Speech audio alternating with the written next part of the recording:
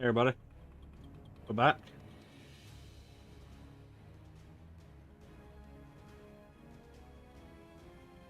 Playing Spider-Man Shattered Dimensions for the Nintendo DS. This is what the wheel came up with when we span it. To be what we'll play in between sessions of Tales of Vesperia. Apologies for the longer than normal starting time. I was trying to set up really manage, which is supposed to give me like more control ads and to like actually know when it's running ads. The idea being that it also turns off pre-roll as well, so people come in and don't have to deal with ads as they come in.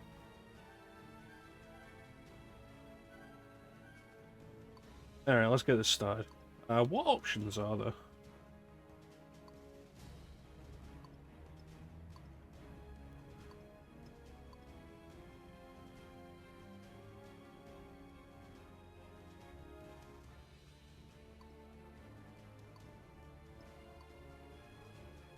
Alright, so, playing story mode.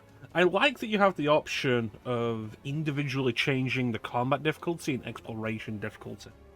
Because this is a Metroidvania. Which is really cool.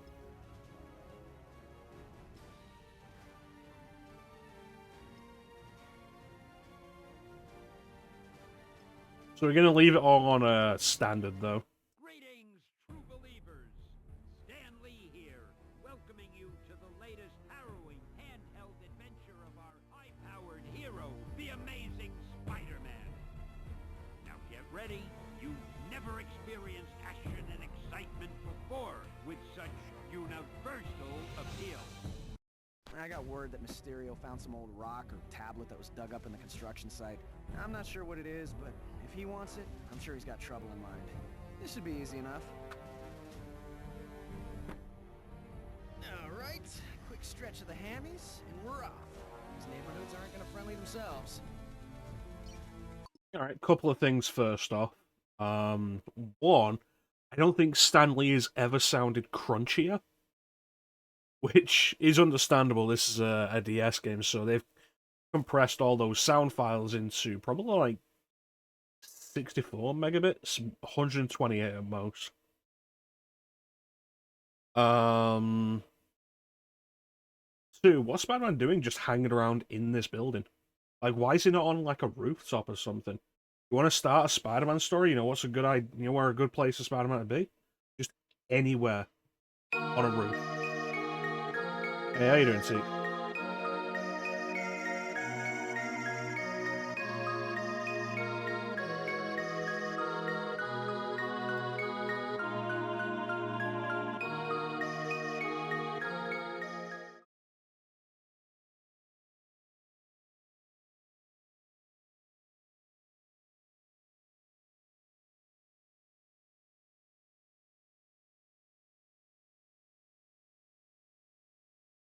How you doing, T?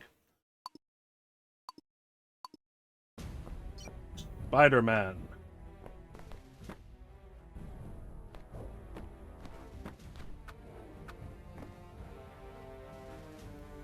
It's clearly just some construction site. Spidey's just hanging out inside a construction site. Like, what?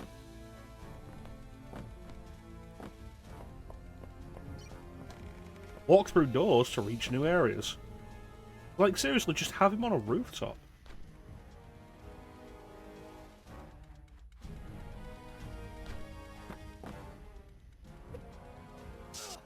Oh no. That'll be one of our Metroidvania things. We'll have to come back later with the ability to get through that fence.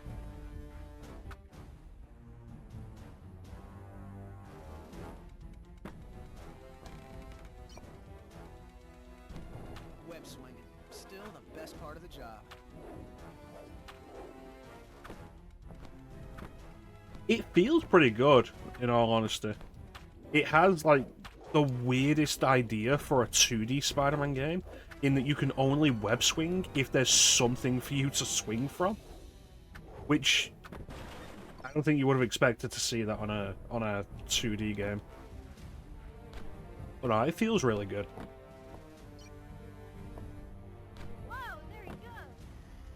That's right, I'm the Spider-Man. Look at me, spider around. That'll be $20. Shall not pass. So yeah, DS version of Shattered Dimensions on console and PC. Developed by Kryptonite Games. Anything from the crate? Go get him, Spider-Man.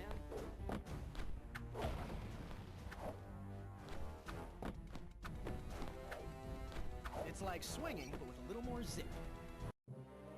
Kryptonite did like a lot of really good handheld versions of stuff. They were a good company for it. I don't know if they still exist. Uppercut.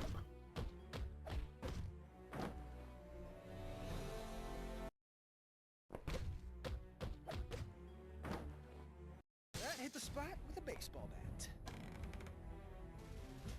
I believe that's Josh Keaton's voice.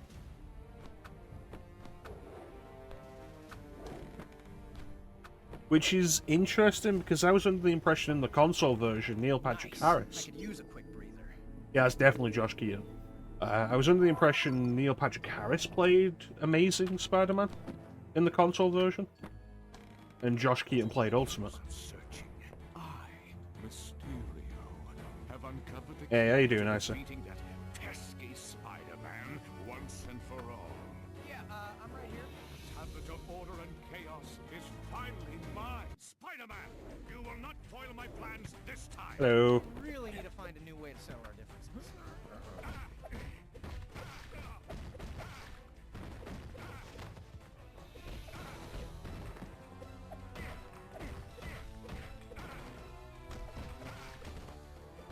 Daredevil wished you could do this to Mysterio.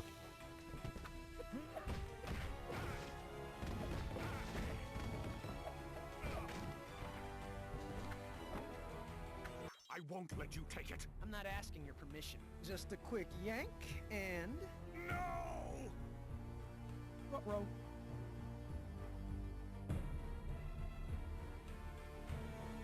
Did that just... And you went... Yeah, Daredevil just talked him into killing himself. Madam Webb? Oh, hey, it's Dakota If you're here, Johnson. this can't be good. All is not good, Spider-Man. Mysterio obtained a most powerful artifact which holds the balance of reality in check. Thanks to you shattering it, dimensional rifts have opened, spreading pieces of the tablet across both time and space. Ah, thanks. Luckily, these pieces have landed in dimensions with their own Spider-Man. Wait, hold up. There are other me's? Yes, in a past unlike our own, and a future which may now never come to pass. I speak to you three heroes. Go forth and restore the tablet, or your reality and those of your counterparts will cease to exist forever. Amazing Spider-Man, you must pass your shard to the other heroes so that they too may use its power to locate the remaining pieces. Okay, I have several Seek out notes. the dimensional gateway. First off, The calling tablet Spider-Man will guide amazing to his face, probably not a Batman good always idea. said I could use a little more guidance. Two, you might have noticed that there were only 3 Spider-Men. Ultimate isn't in the DS version. It's only Amazing 2099 and Noir. All right, Magic Shard, do your thing.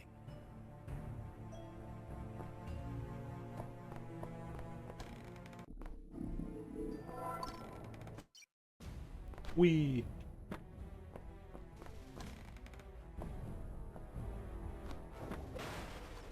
New York is surprisingly bereft of criminals right now. When have you played a Spider-Man game that had, like, so little happening in New York?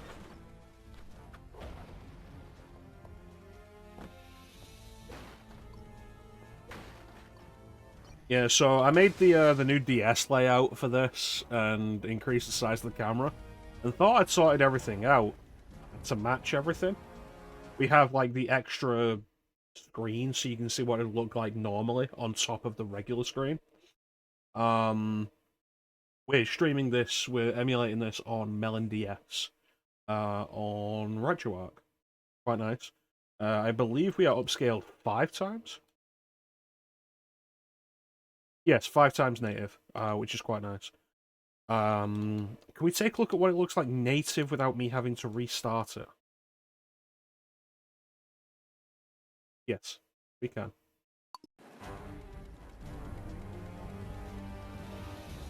So we could stream it like this. What am I, a video game all of a sudden? But I feel like upscaling it is probably the better idea. So we're going to keep it on 5. We're using the hybrid layout, which gives us a big screen, a small screen, and the other screen as well. So it gives us both screens at once, but one of the screens is also duplicated bigger, which I like for streaming purposes. But because the native screen space of this is smaller than the standard 16:9 we get with other layouts, I made the camera and the bottom space bigger, but forgot to move the chat to compensate for that. Oh well. That's why we have you guys in the chat to help me out.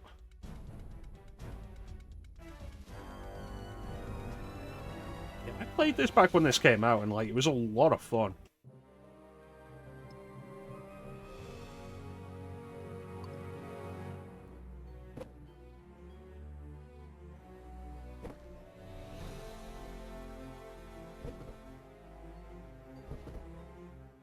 Alright, baddies, take your best shot. I haven't really played it since then.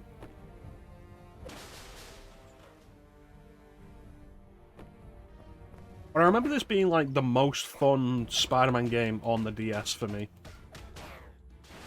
It was this and then Spider-Man 3 were the best DS Spider-Man games, I felt. The portal you seek is in the next room.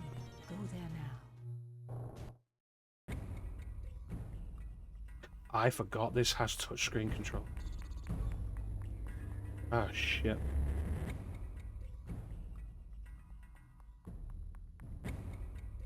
Alright.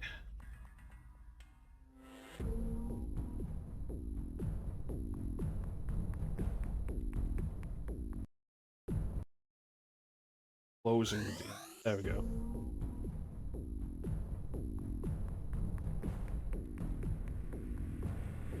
Okay.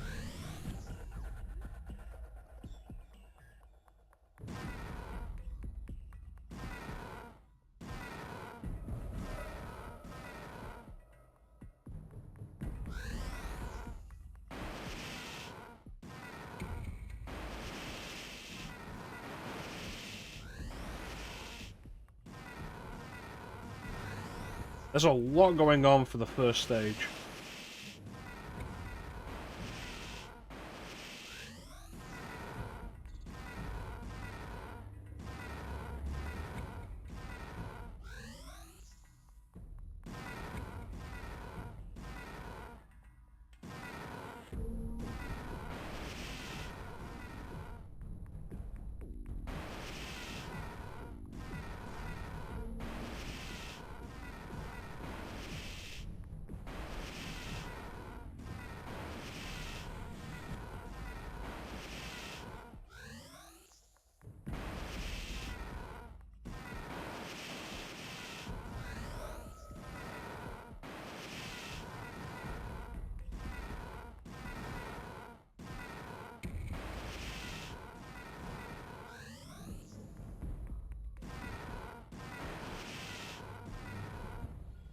Okay, we made it.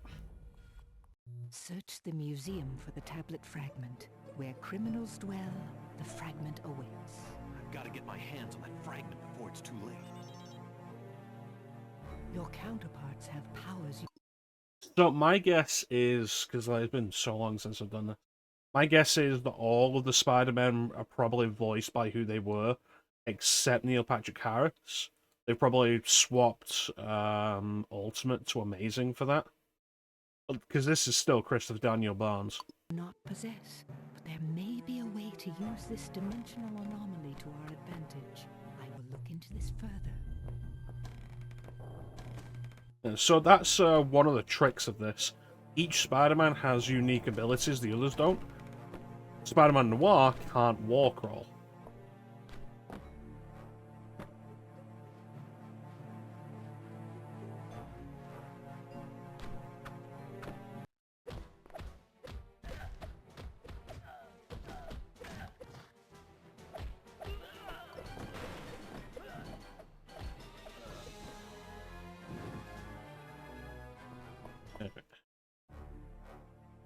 I can get into the museum through the subway. Through here.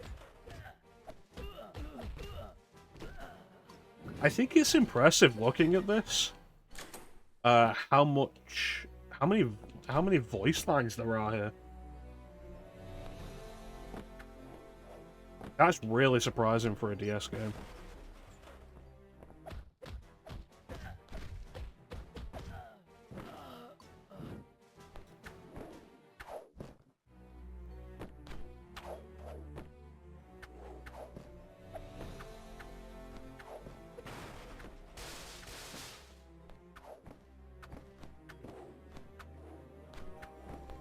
Can I do it? Can I do it? No, I can't quite do it. If I jump off the walls, I can get up here. Dead end. I should turn around. Alright.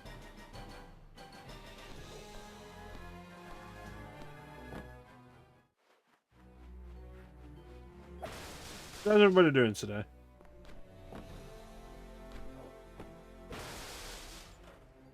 Ah.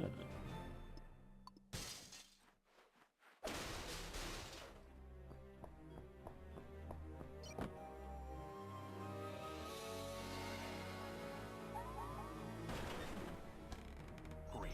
That ancient stone could be anywhere amongst these artifacts. When was the last time you played through Final Fantasy VI, Isa? That man's definitely dead. Well, he is now.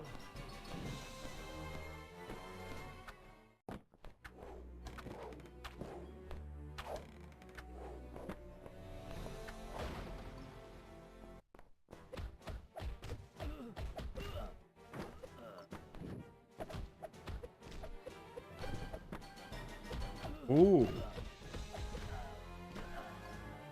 Are you gonna be playing the Pixel remaster version then? Jump up through here. I don't want to get lost in here. I should follow Madam Web's guidance.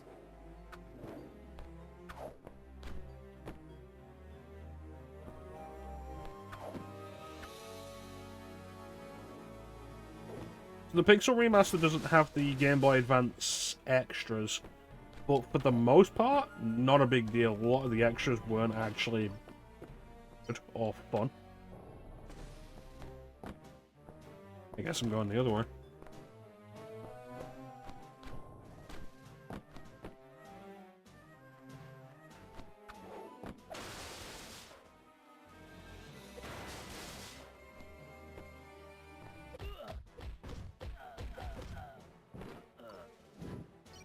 The Soul Shrine wasn't fun. The Dragon's Den I don't think was particularly fun.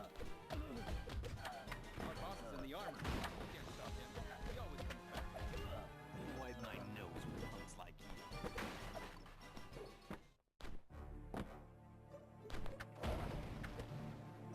Oh.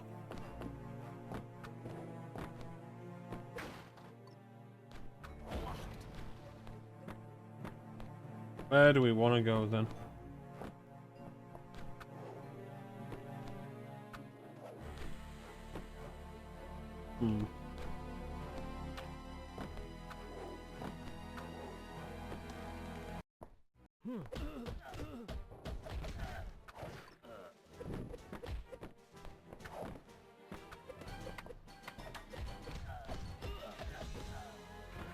How about you, Tika? How you doing?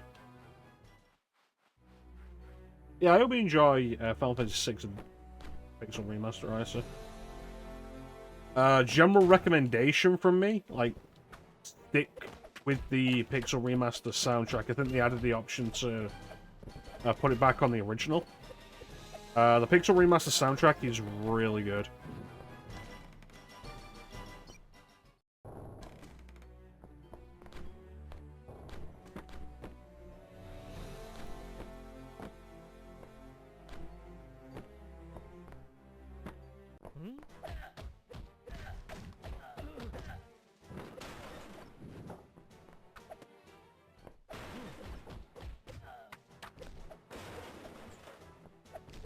Finders keepers.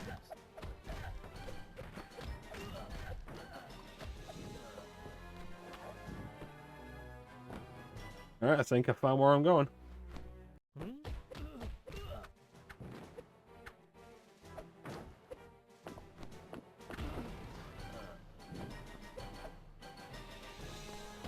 I really enjoyed it, because when I streamed Pixel Remaster, I modded it, but the music wasn't something I changed.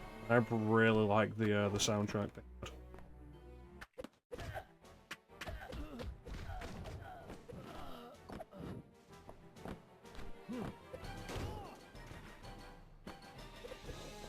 I don't think so.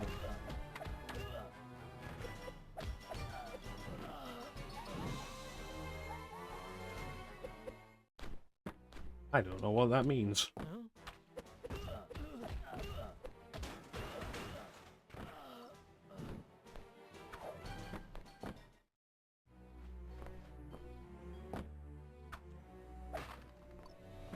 You know, if I web zip at an upward angle, I could probably run up the wall a bit. So,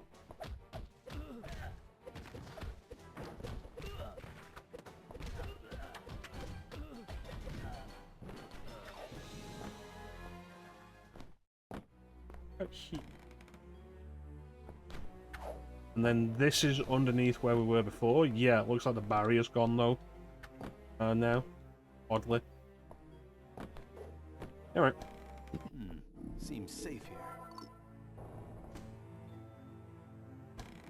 All that stands between me and the tablet piece is a guy with a boomerang, and, you are? Boomerang. You're here for this bit of rock, ain't you, mate? Zeke, you'd be more familiar with the Marvel boomerang than I would.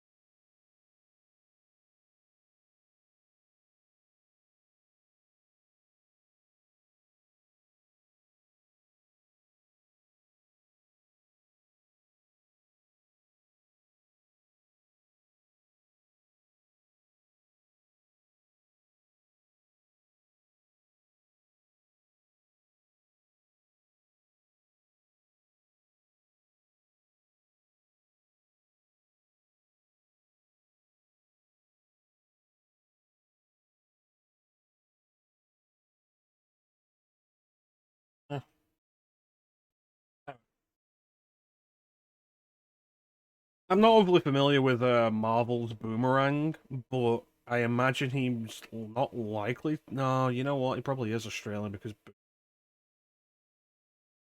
Never mind.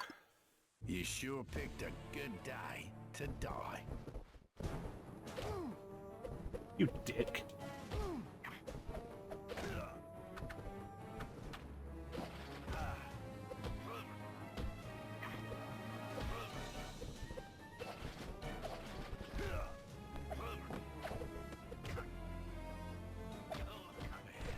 Taking you down under.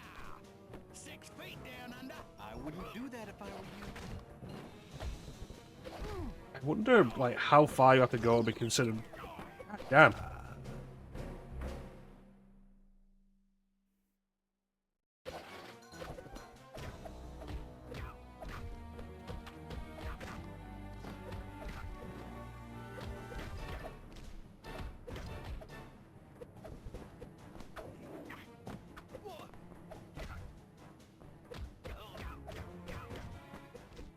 I'm taking you down under. 6 feet down under. I wouldn't do that if I were you.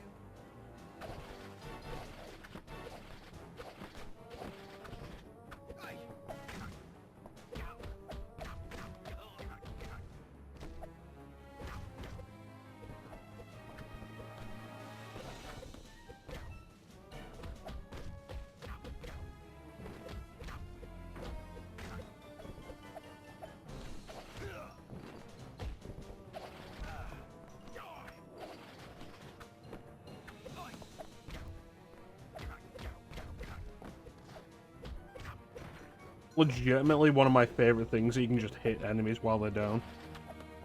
I warned you this would come back to haunt you. Woo! Hammer slam. Excellent. Now we have more progression. Excellent work, Spider-Man. But your victory was merely the beginning. You must now pass the tablet to the hero of 2099, so that he may continue our quest. Glad to be of service. Yeah, remember when 2099 was a hero and not like a massive dick? I mean, he was kind of a dick. Remember when he was actually a hero? Because I feel like Across the Spider-Verse forgot about that.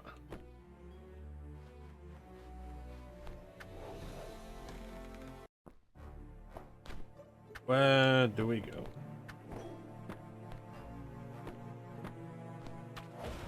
Home. It's crazy how badly I got beaten on that first fight. Good. Time to take out the trash. And the second time I did so much better.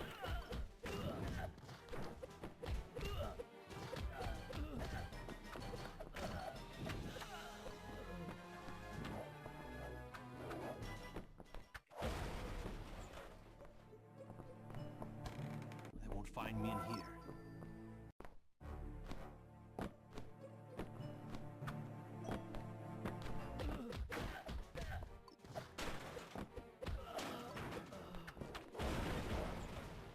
Alright, let's go.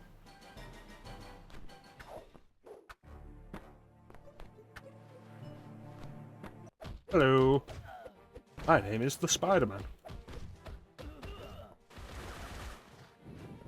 Well, that was rude.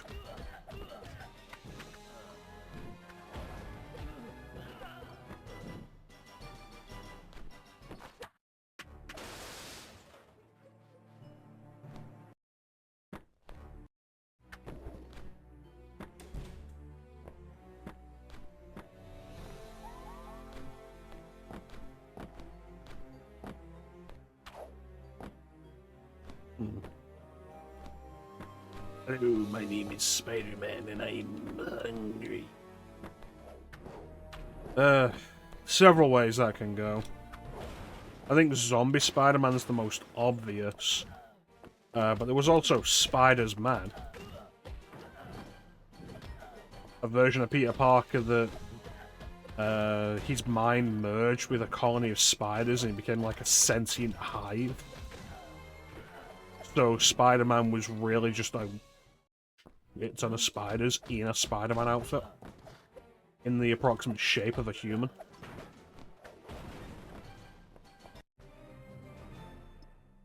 Ah, sweet. Remember, comics are stupid. That's the point.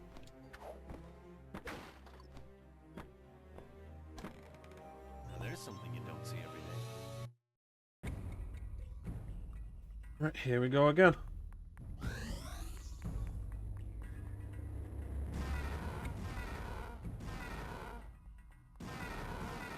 I will say, like, if you play this on actual hardware, doing this is so much easier.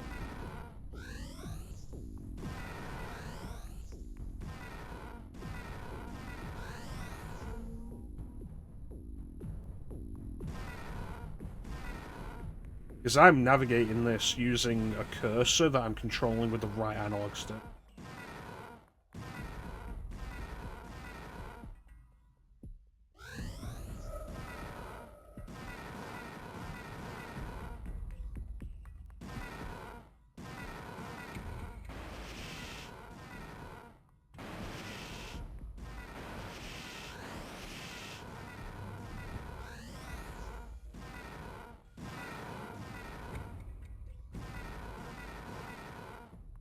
This is going to be like the worst part of the game whenever I have to do this. My children hunger, and because the world doesn't see you fit to be a part of it, they will remove you.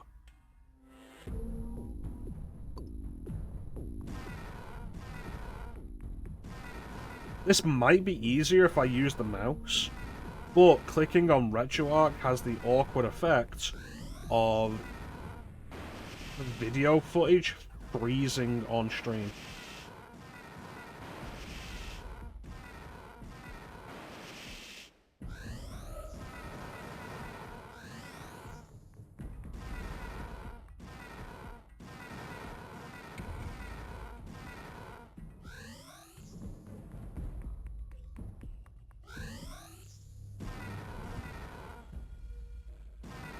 Eventually, we're probably going to get to a point where I'll have to do that, and you guys will just have to not see it.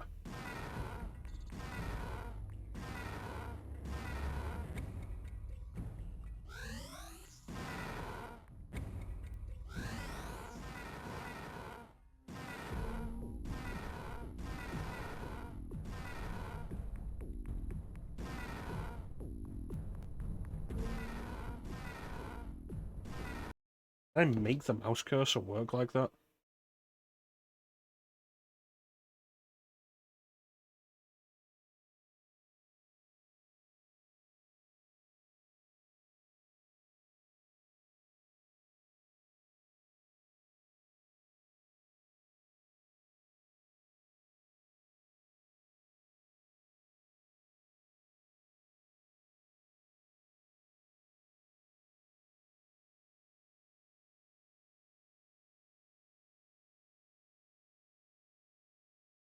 Hey, how you doing, Peach?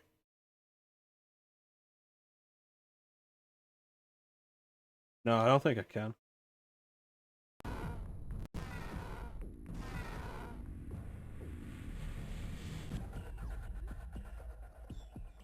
Let's try again.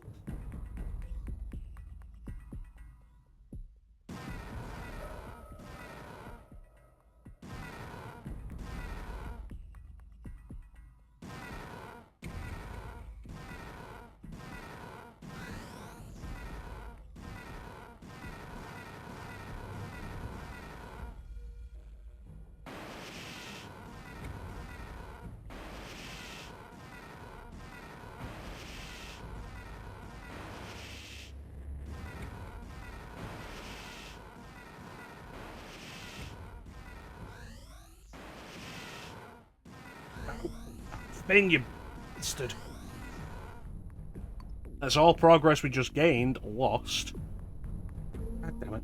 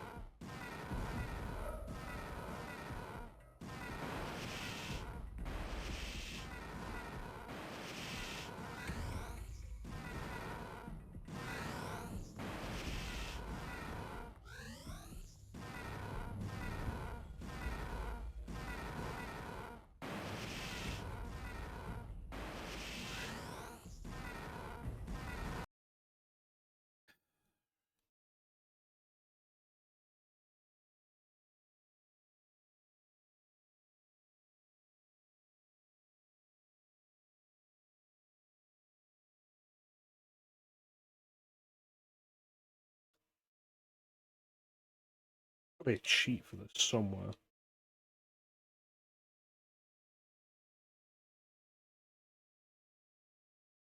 Playing Subnautica.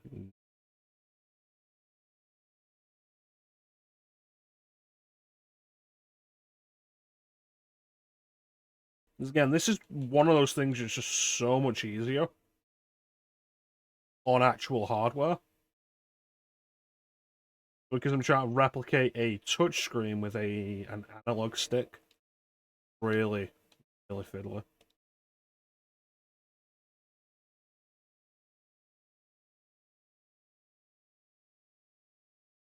Cheats for this.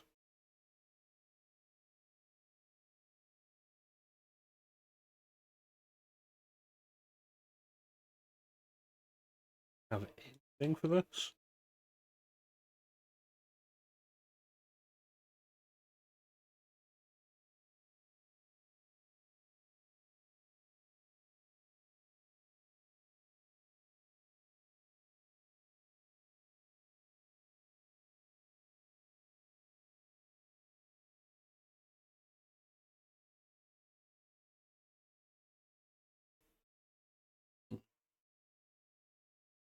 This is fine. On display, fine.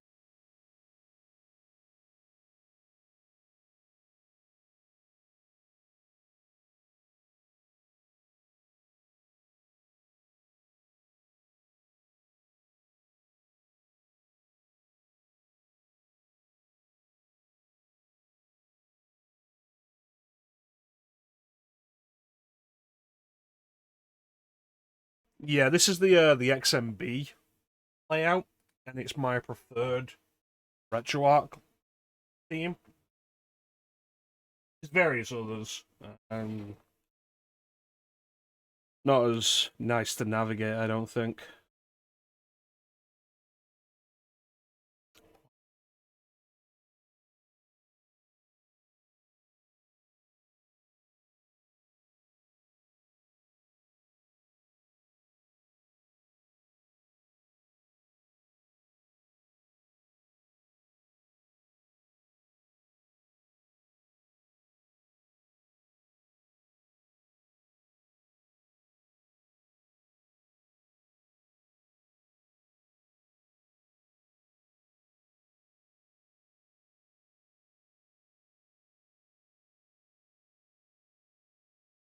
Are we getting somewhere?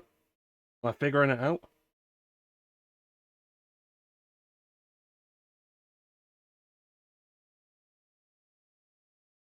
I don't know if this is so European.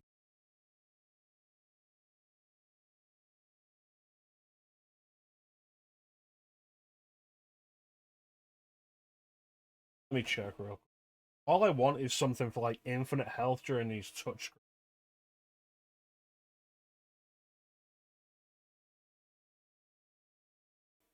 Again, like on actual hardware, not an issue. Actually, kind of easy. Let me check.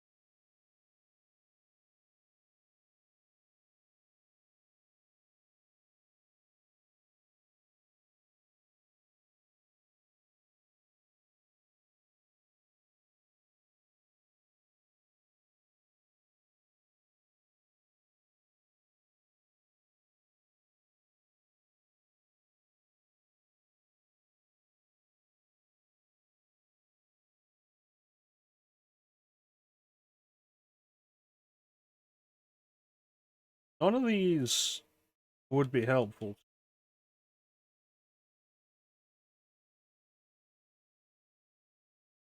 Even this doesn't tell me which version it is.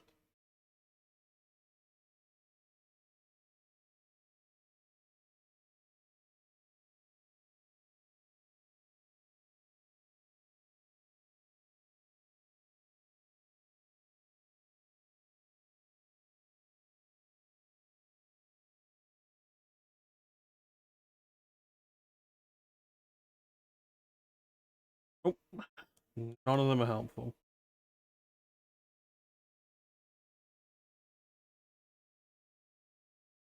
That was a bunch of wasted time.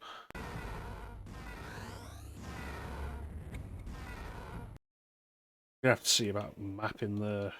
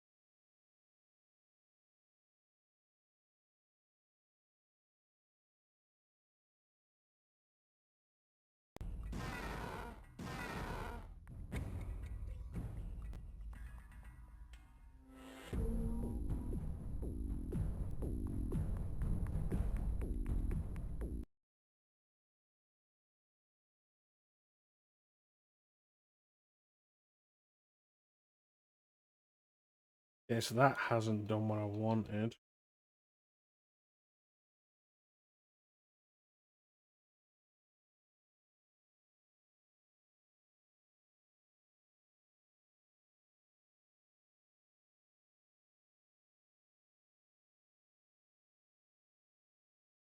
Alright, bear with me a second.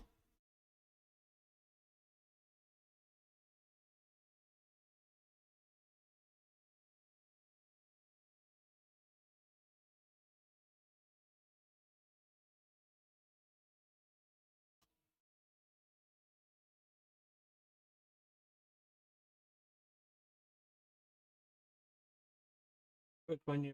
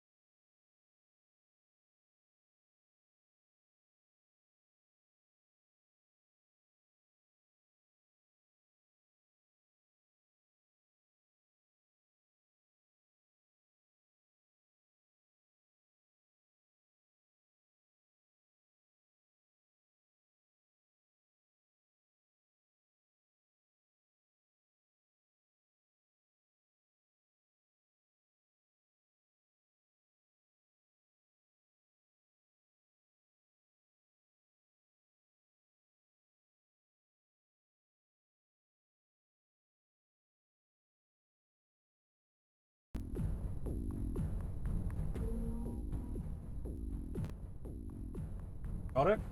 You guys won't be able to see it. Bear with me while I do this.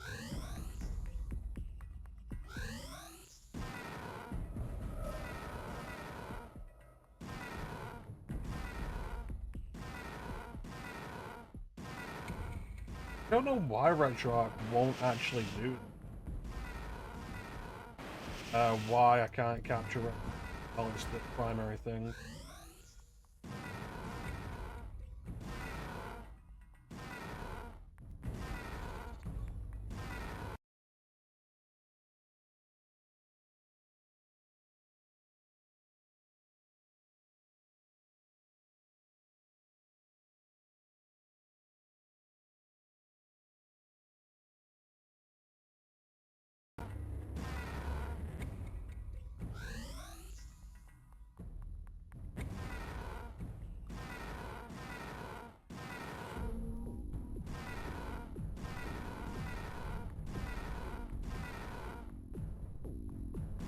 This is gonna get like really.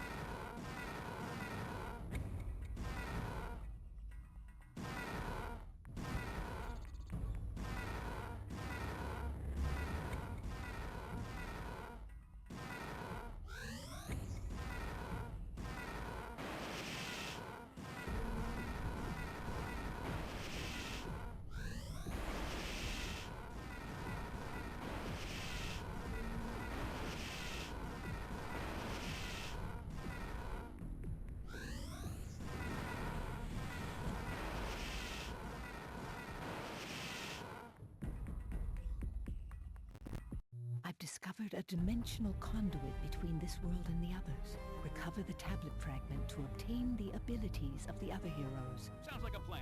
I'm off. That was not fun.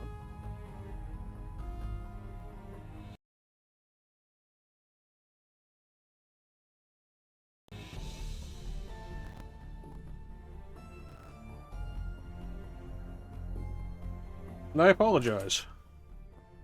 It's probably going to happen again.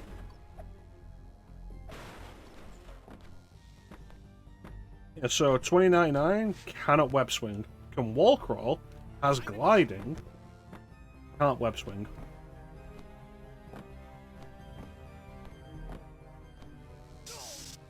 Well, this is Spider-Man 2099. Spider-Man of the future.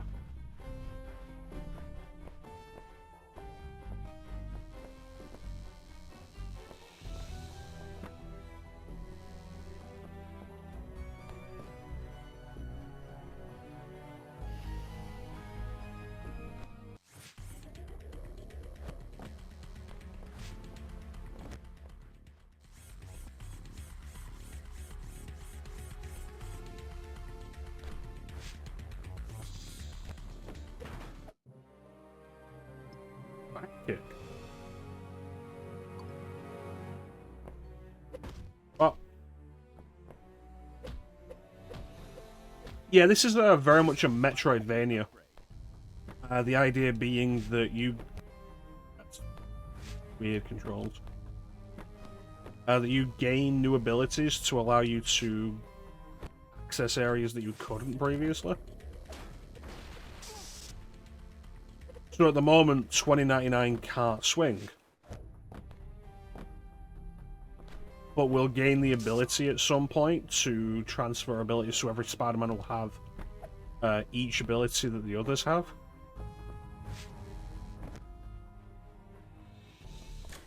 Hello.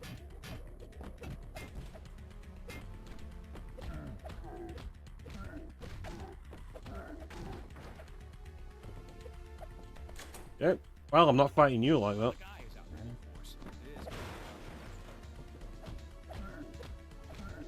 So, Spider-Man 2099 is Miguel O'Hara. He is not Peter Parker. He is not the Peter Parker of another world. He's not actually even from an alternate dimension. He's from just the future. That's right. So when you came in, Peach, we were playing as Spider-Man Noir, who is Spider-Man in an alternate 1930s. A little extra height should get me over that barrier. This is actually really awkward without the web swinging.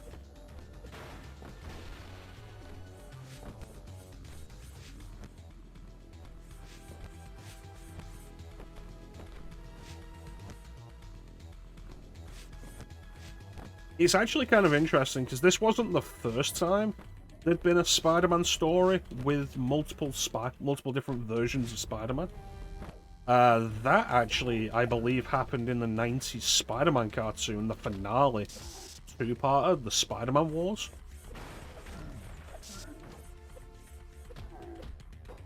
But this was the first modern one, and the one that really hit big on the mainstream, and had various pre-existing versions of Spider-Man.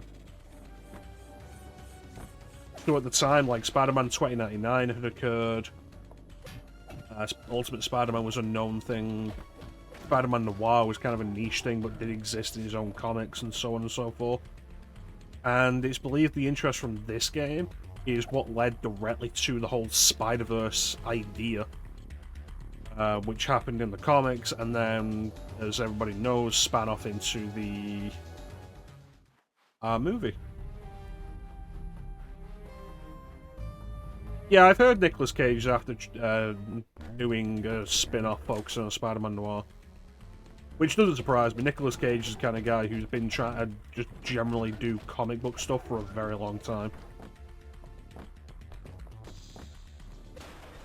He renamed himself after a comic book character. Cage isn't his last name, it's taken from Luke Cage. safe and sound. He was going to be in that Superman Lives Something tells me movie. I'm gonna run into that stupid bird brand. Yeah, there we go. Who you Future calling Vulture. stupid? Insect. Hey, Vulture. You. And technically, spiders are arachnids. You're gonna be arachnid. Dead.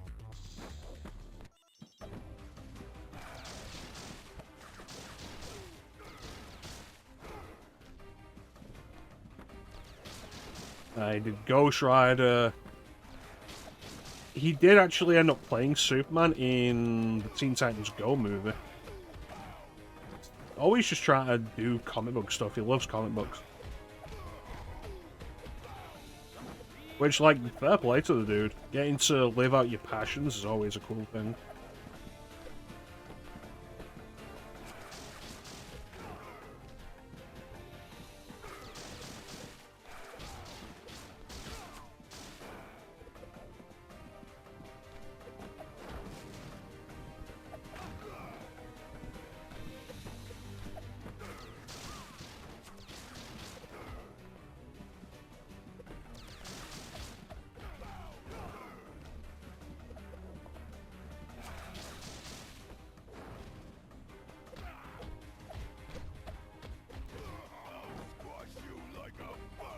You mean arachnid?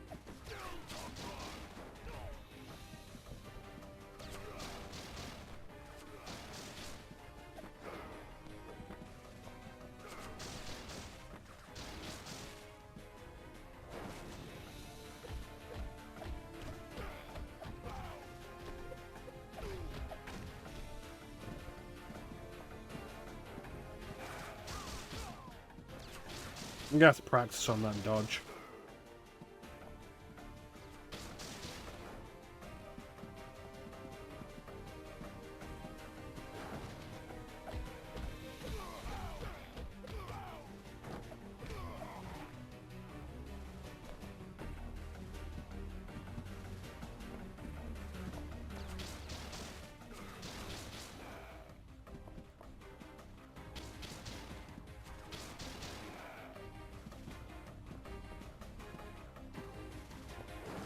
Gotcha. Ah, the dumber they are, the harder they fall. Yeah.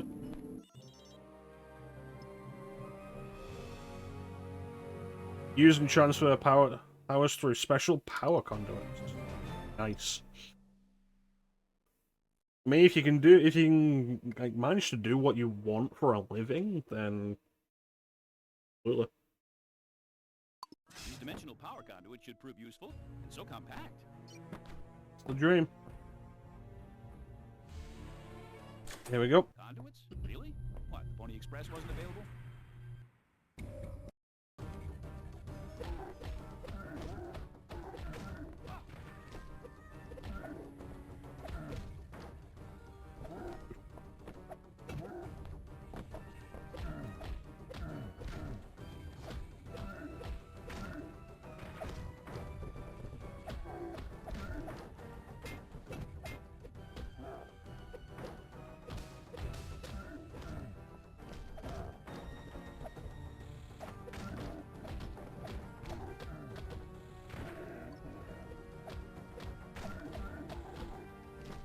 You stop.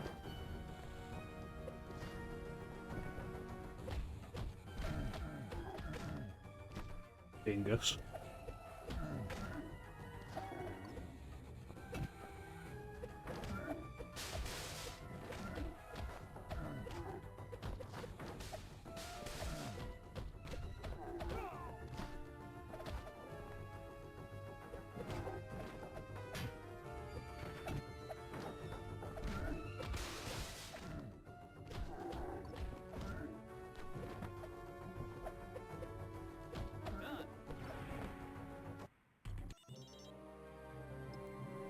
Awesome, now I can web swing.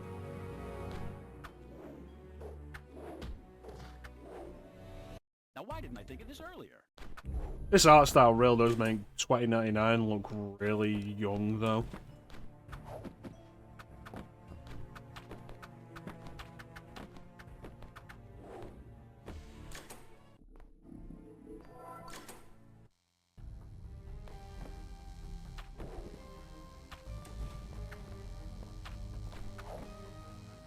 Looks like the public eye are... Upgrade.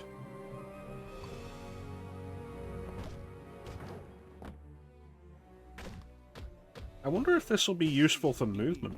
Time for an escape plan.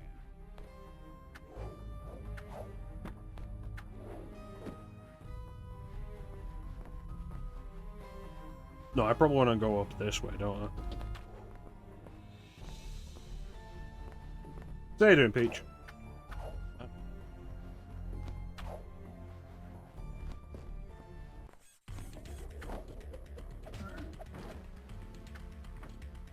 Thank you. Oh. Oh.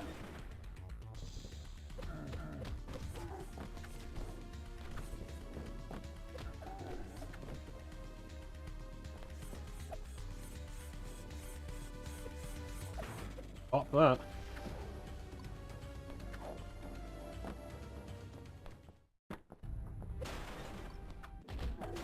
Nice. Web swing kick. I feel like none of games have that. That man has a gun. I should take that for safekeeping.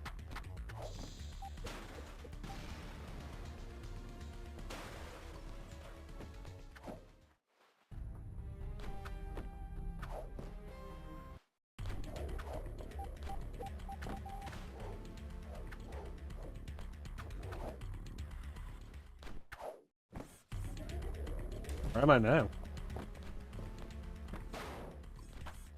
Hello. I'll take that, thank you.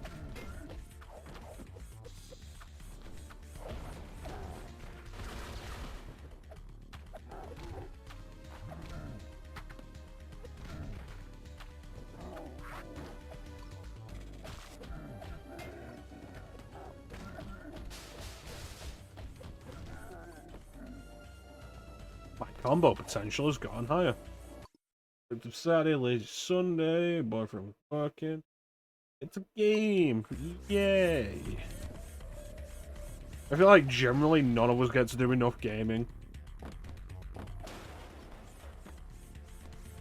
want to spend more time playing VR. I haven't been doing that a lot recently.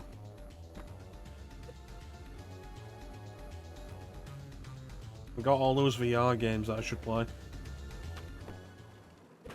And yet the VR games that I keep playing when I do play are ports of games that I've already beaten.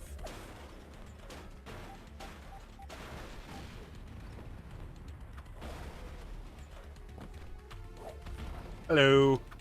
I'm Spider-Man. Man has a gun.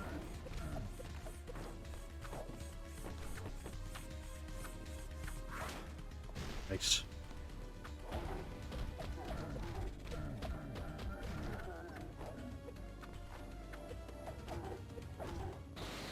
I thought I got the guy with a gun. But I guess they swapped their positions. You can't be trusted with that.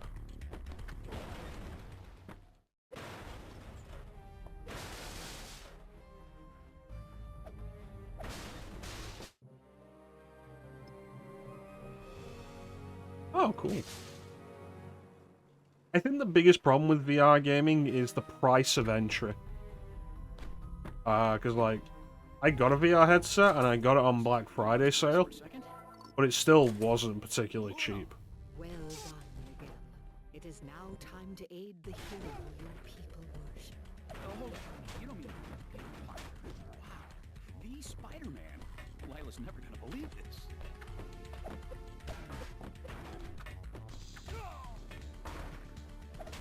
There's also a thing of, like, spending a bunch of time in VR.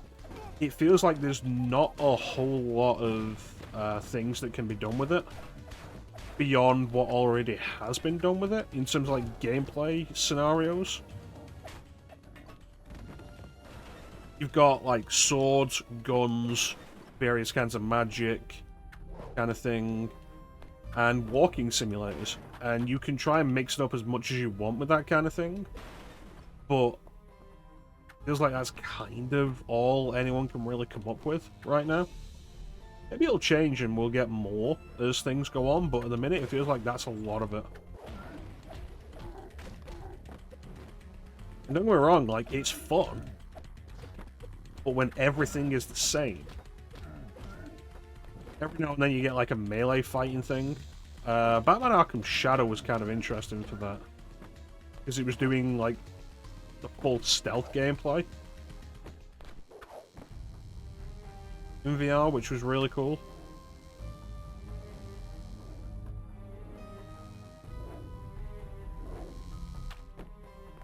Look at me, I'll go up there.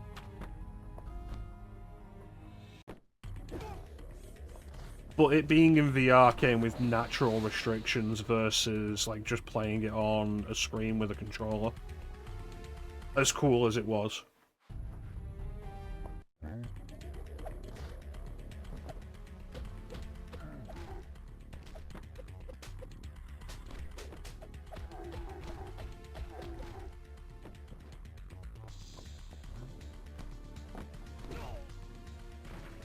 Oh, now I have to kill it.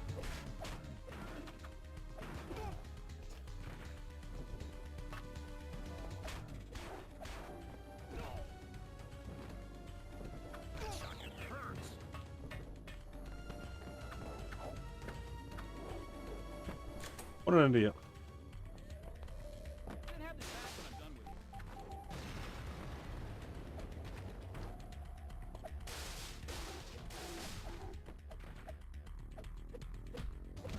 Oh, there's various things you can find like that. Not official Spider-Man stuff, but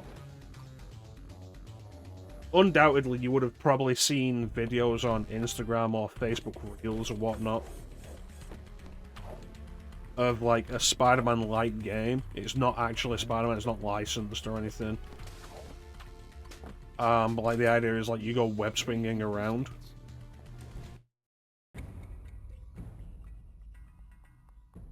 And like it's doable, but the potential for intense motion sickness is also there.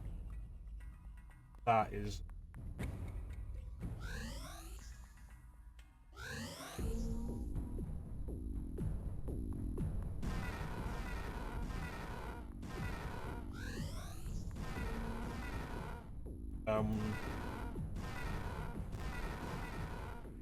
I don't think it's a case of like even being a mute.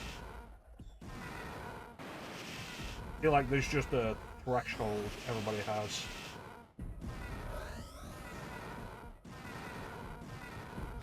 Cause I'm generally like really good with it. I've never experienced sickness until I started playing in VR. I've gotten over a lot of it.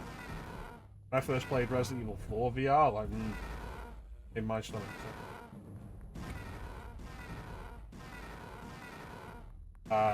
But even after getting used to it, there's still occasionally some things that like I miss really well. Motion sickness.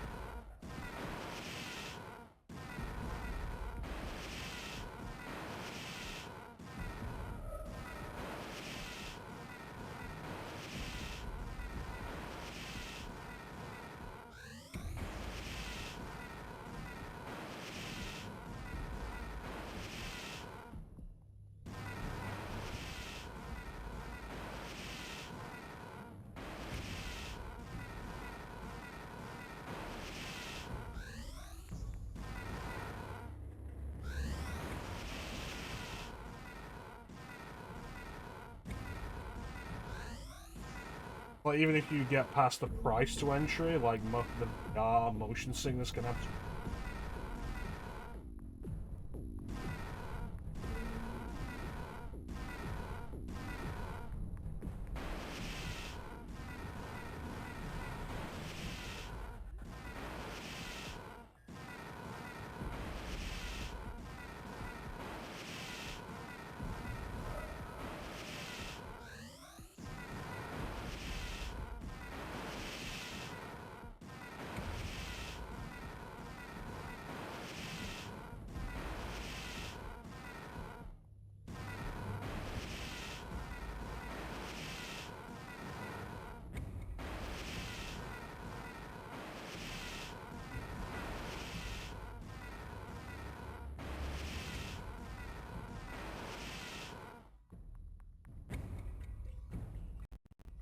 Sorry about that. It is once again your turn. Seek the one called Tinkerer. Why? Did he invent an excuse for a butt kicking? To reach him, you'll use a power you've never had before, given to you by your other selves. Oops.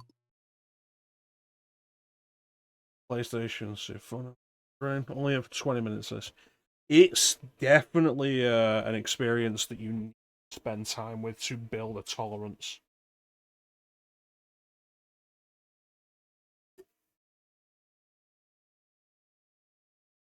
Be invisibility, please be invisibility. Please be invisibility. I think I know Farpoint. Is that the one you're talking about? I remember trying that out at the Future of Play tour that I went to. Several years ago now.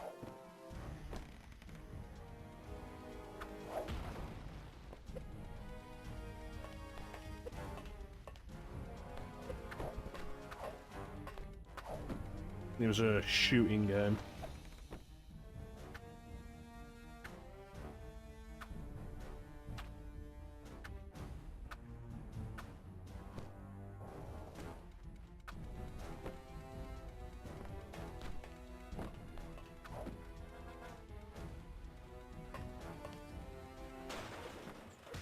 Why was that so much harder? It was cozy.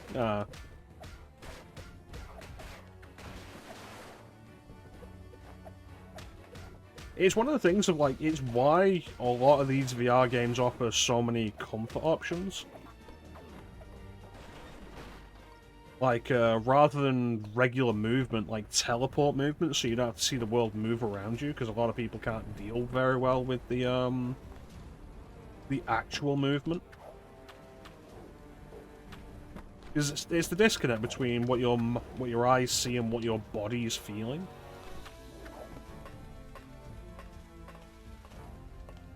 I turn all those comfort options off because I want the very specific immersion.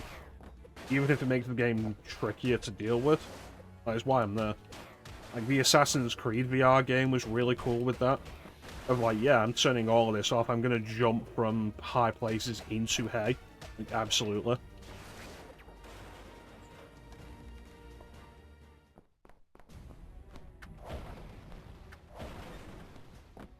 A power plant underground? Nice city planning.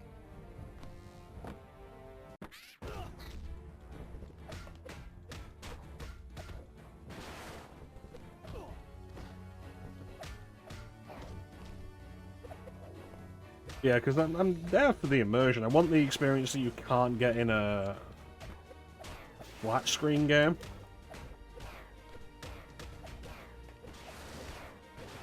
So, like, it's the only time I'll really engage with stuff like motion control, because it's the entire point.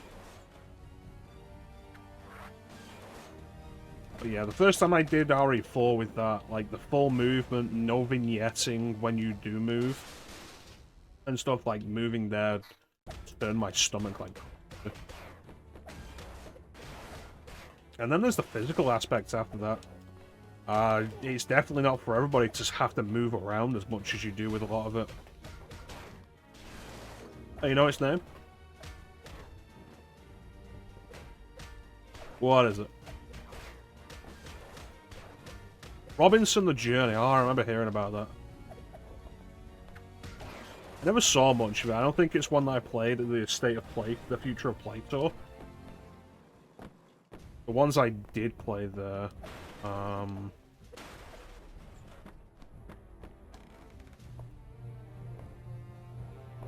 not going back in there right now. What did I play? I played the demo for Arkham VR, which had you play a piano and then throw a batarang, and then that was it. Literally, that was it.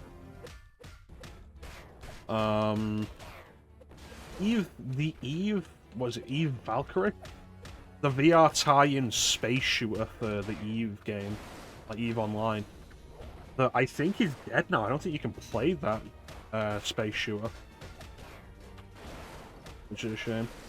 Can I get on the place? That wouldn't surprise me.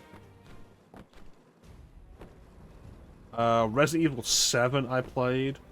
That sequence I played in RE7 does exist in the final game. It's the Mia section, the Mia tape. If you played that, like that's what that is. That was interesting. There was one I played where you went into... I played Farpoint, which was a space shooter on an alien planet, which was kind of cool.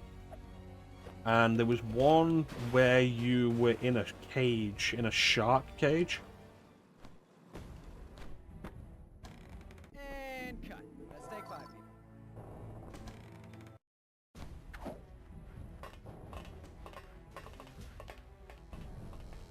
Sure, like what exactly those are called. Like those cages divers go into, like view sharks. That was kind of interesting. That was kind of intense.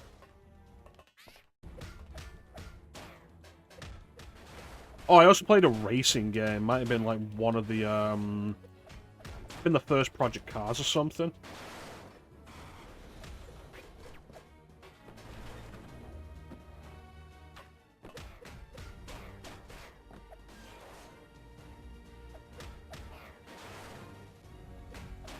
Like, there's a lot of potential there, but like, there's so many barriers to entry for VR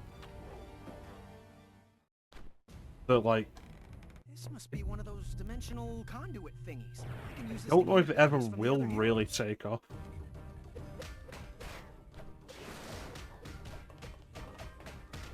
And like, even if you get into it, there's like a bunch of stuff you want to get the best out of it. There's a bunch of stuff you got to do with it.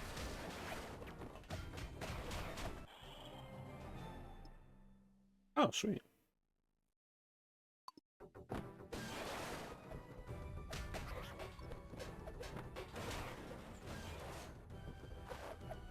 Like, I loaded side quest onto my headset so I could get like custom apps and stuff.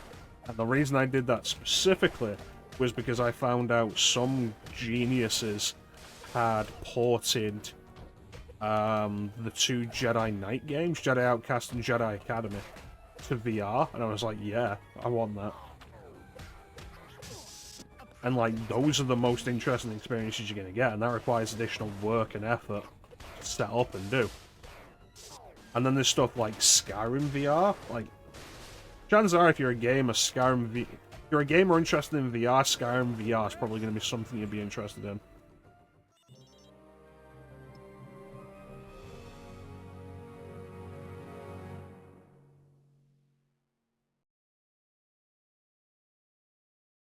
But, like, that requires a PC, it requires beefy hardware, because running VR stuff is, like, more intense than regular stuff.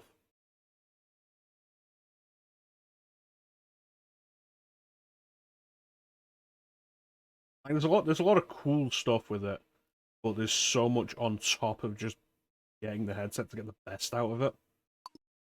It really will. Aw, no invisibility. If you behave, I'll give it back to you. It's a hard sell, I think. A present for me?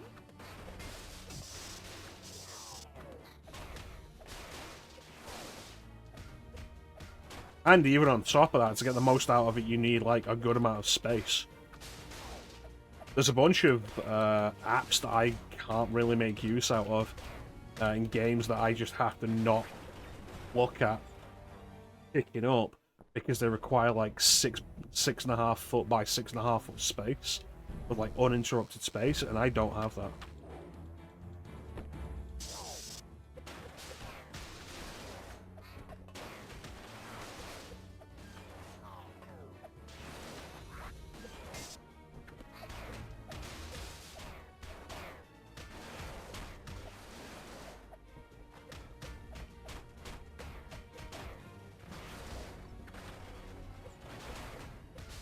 But it is cool, and I hope it does progress.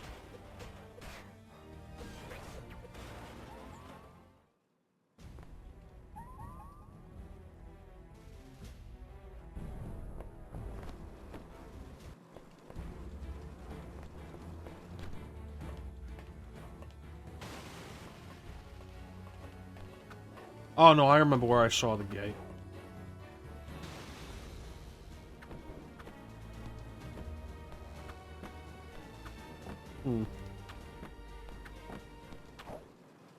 I think the ultimate end goal, really, though, is always going to be something like the headsets they have in Sword Art Online.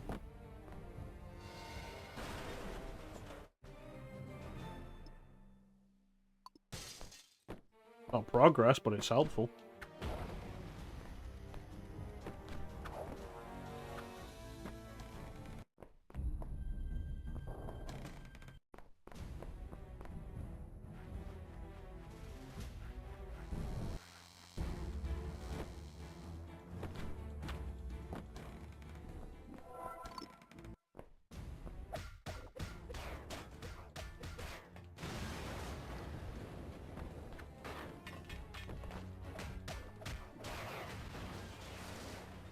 What exploded?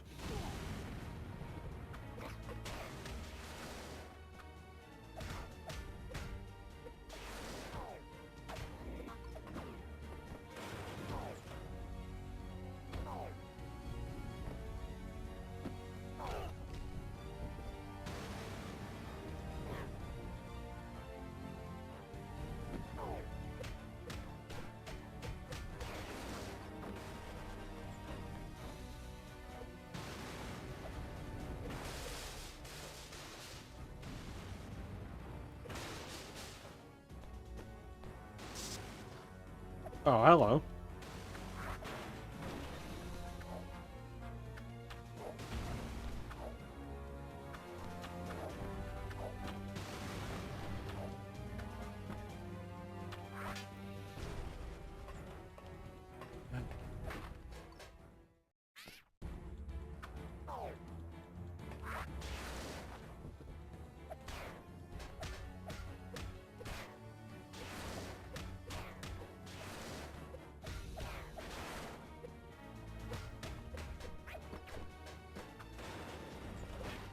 I hope I'm going the right way.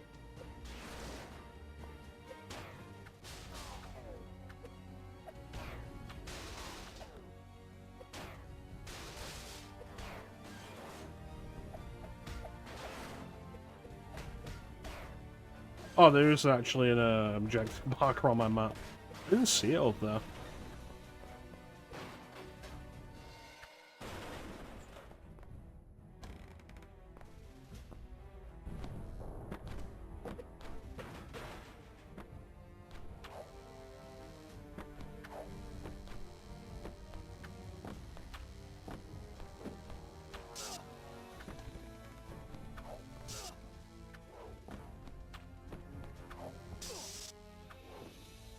Oh, I don't think I'm going that way.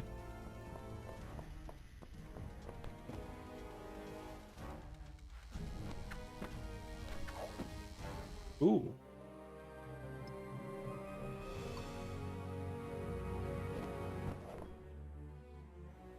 I can use all the help I can get.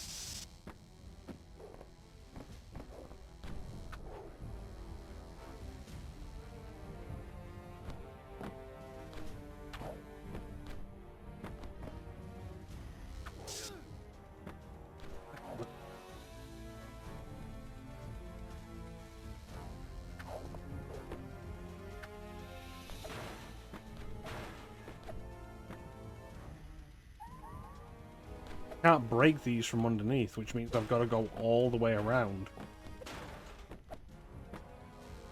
Alright.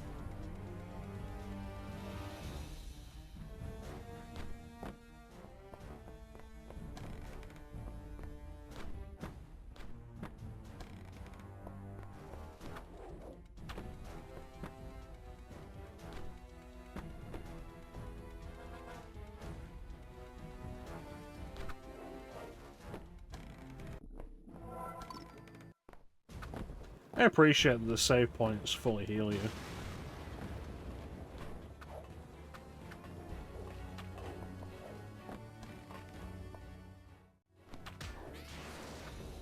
No point in dealing with these guys.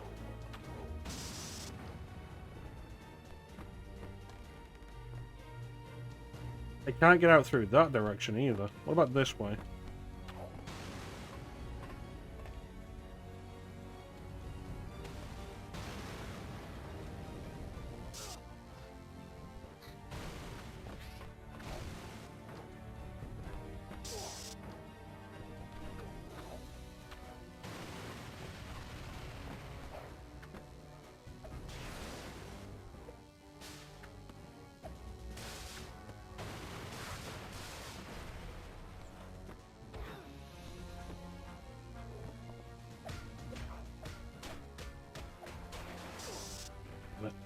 I was hoping that'd give me more height, and it didn't.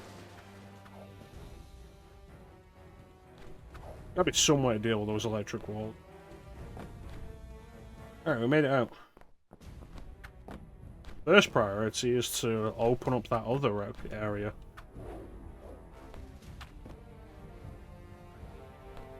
This New York City looks actually really good on the DS.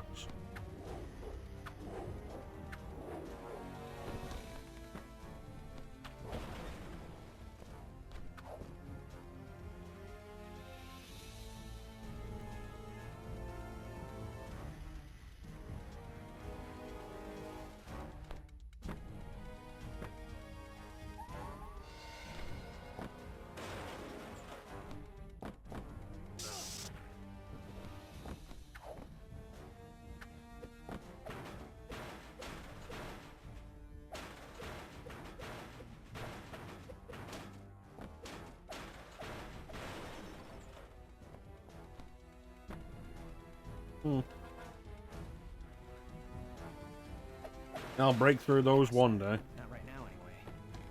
Oh, an entire room with no enemies? Who'd have thunk it? What is a bathroom?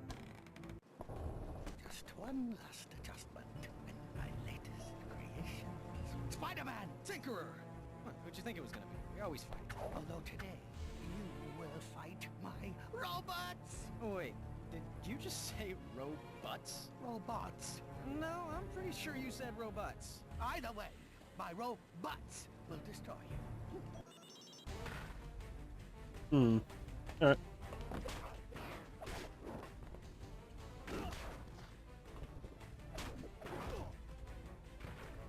Oh, they hurt.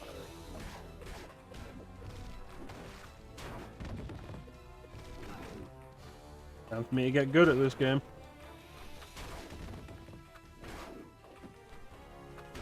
Haha! I've gotten good at this game.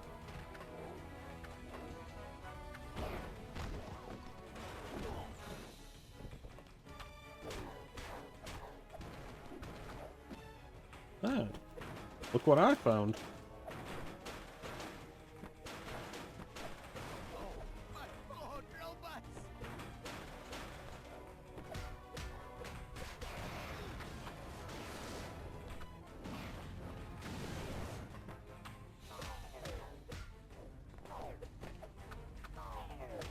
You know what? Gotta give credit to the AI design. It is smart that the ones with guns always run behind other ones.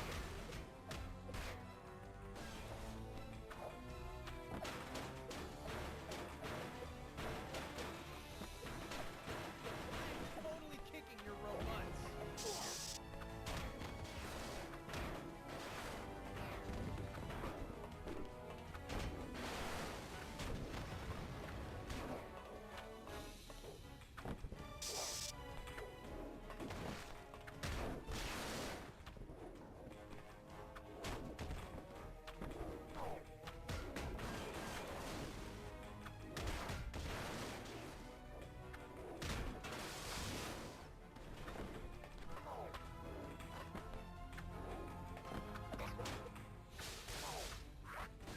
Behave, I'll give it back.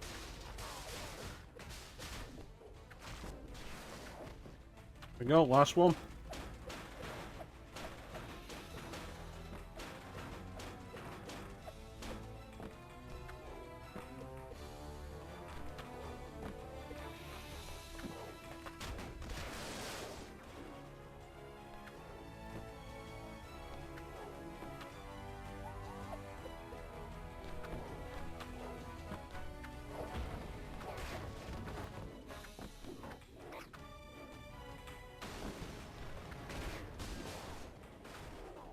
Right, okay, so when I destroy a robot, he uses the generator to make new ones. You beat me.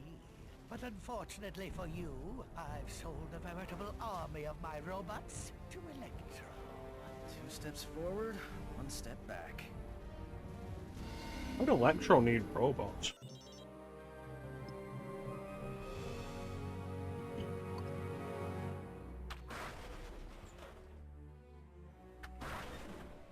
Alright. Oh, cool. The web's got a little more oomph. Excellent. Next, you must... Yeah, I get it. Portal, other me, I'm going. You must hurry. I sense Mysterio will soon discover the true power of the...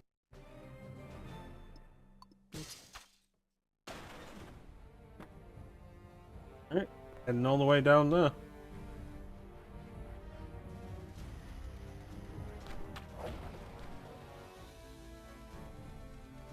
I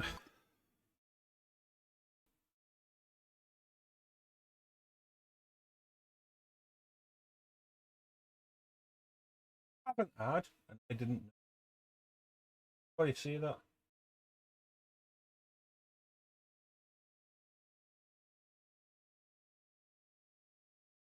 It's set up to.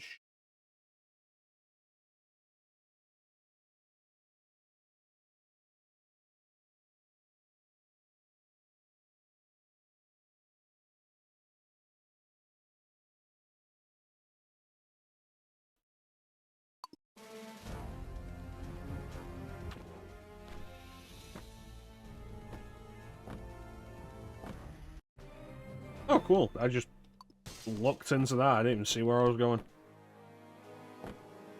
I shall not pass.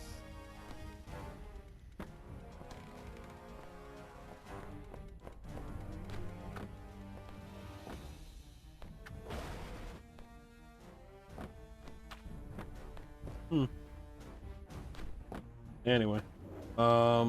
Yeah, so I know Clem's been using it for a little while. And just having a good way of managing ads, I think, is good for the stream. I've been meaning to look into it for a while. One benefit of it is that I get increased percentage of the ad revenue, but the real advantage of it is that it means that you guys don't actually have to miss any of the stuff because of ads. You don't have to wait when you come in because of ads. You can have the ads play, but they can be controlled. That's good. I want that.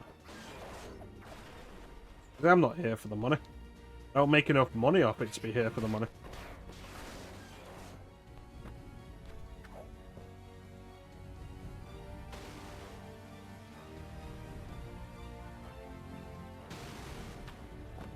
There we go, that's what I wanted. Break that, make that easier. Excuse me, gentlemen.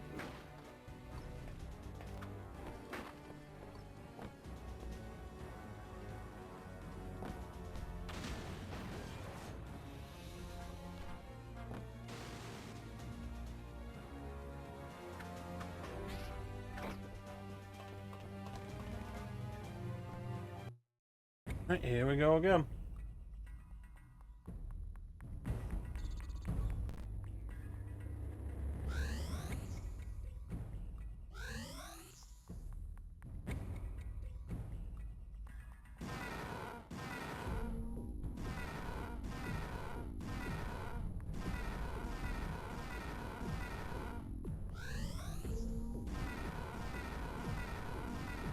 So far, the contents of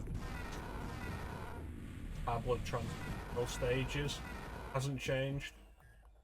Not been any enemies introduced.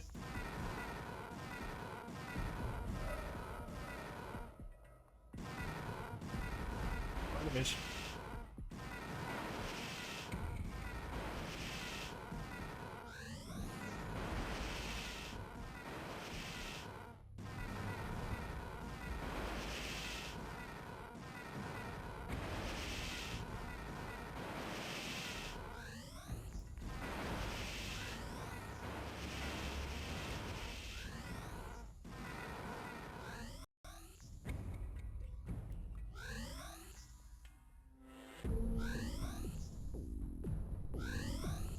will these touchscreen so obscene? So many of them to do.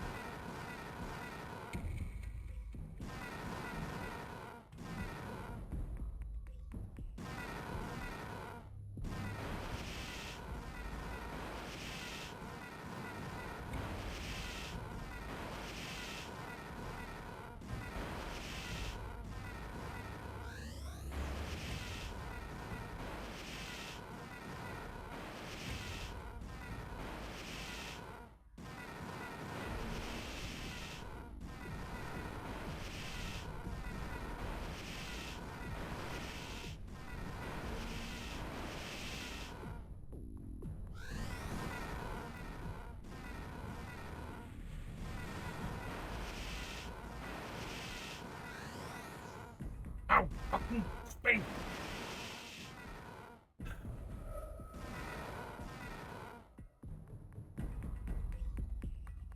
Yeah, it's a shame this game is basically unplayable on anything other than original hardware.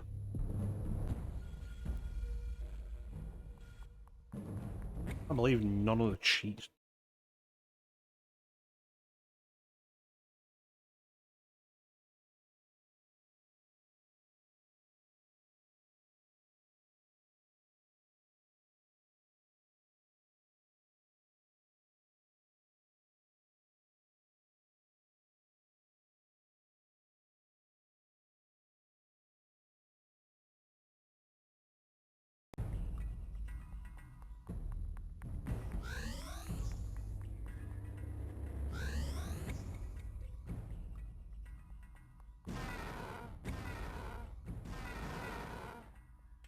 I don't know why I'm still going.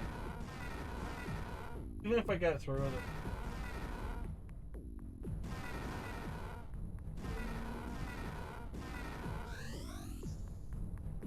It's such a shame because so many DS games that were up.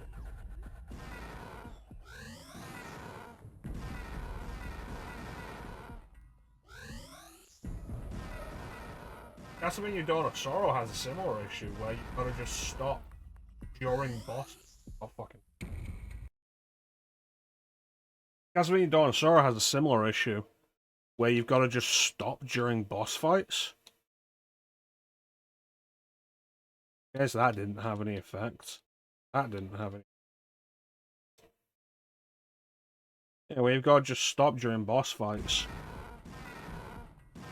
to draw a symbol on the screen, and if you fuck it up, the boss gets health back, and you can't continue unless you do it. It's disappointing, but I'd completely forgotten this thing existed.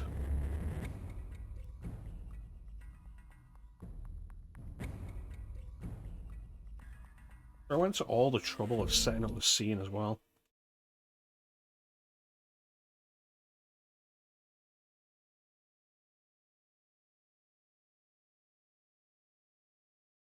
Even if I keep going, it's going to become unplayable.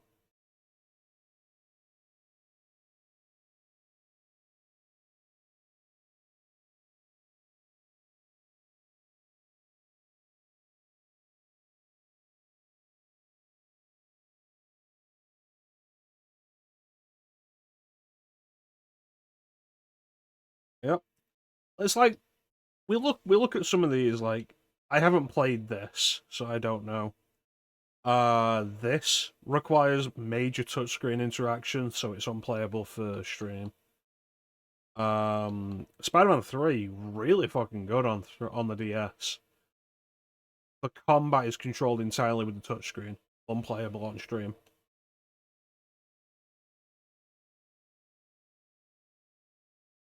It's like, we talk about Sonic. I wouldn't mind doing Sonic on stream, but it's going to be really difficult to do because of the touchscreen controls on the special stages. I'm using the mouse. That's the problem, Teak.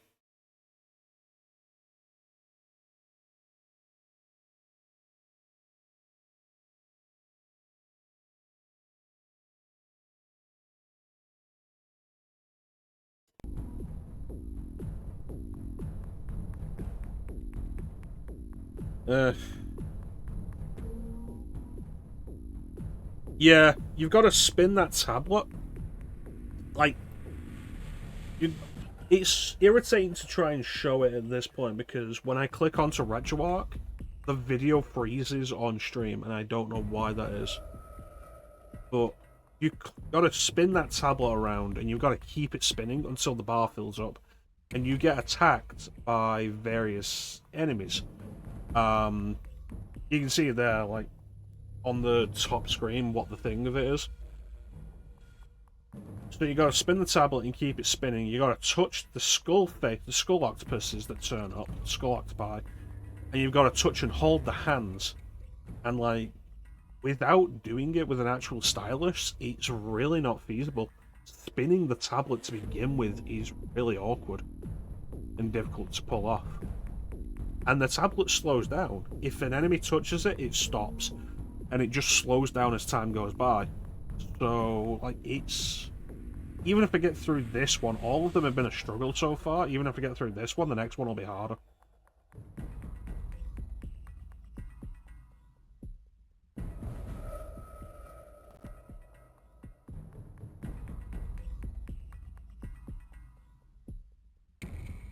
And it's a real shame.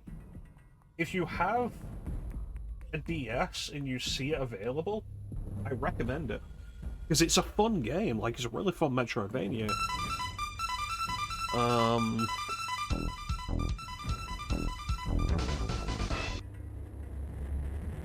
But outside of that, like, it's just not really playable. Which is a shame, like, it's a real shame I'd forgotten about that specific. Welcome in, Clem. I really should.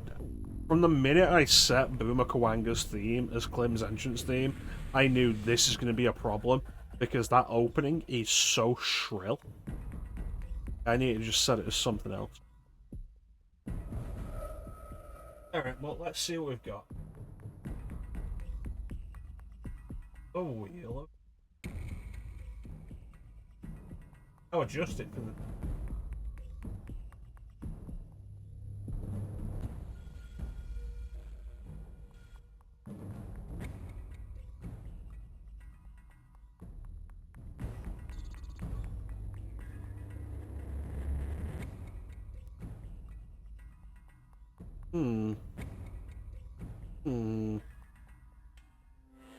Interesting.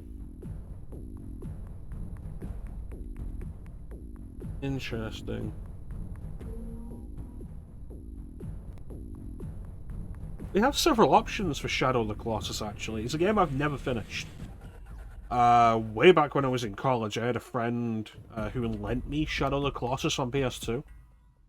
And I got to, like, maybe the 7th Colossus. But I never finished it. Yeah, I was looking for one myself. Like, I loaded up Cheat Manager for it. And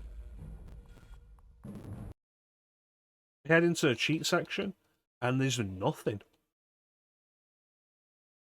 And it's really disappointing, because I was hoping to be something like Invincible, keep it spinning. like press a button to immediately fill the bar. Nothing.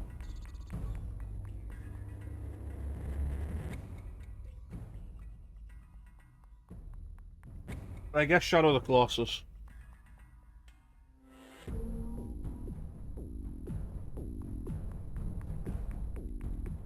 Which we're not going to do today.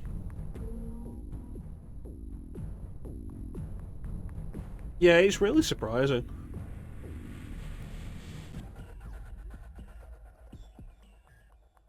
So my end verdict on this, like, it's fun, but it's one of those numerous DS games that has to be played on actual hardware. Because there's not really a good way of doing it outside of that.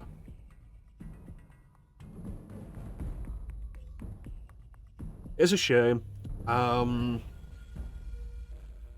My DS ROM list and my Wii ROM set are both, like, generally curated to have games that don't require that stuff, because it's such a pain to deal with in emulation.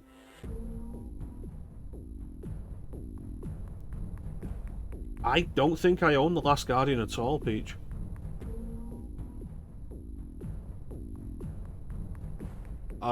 So it wouldn't be on the wheel now.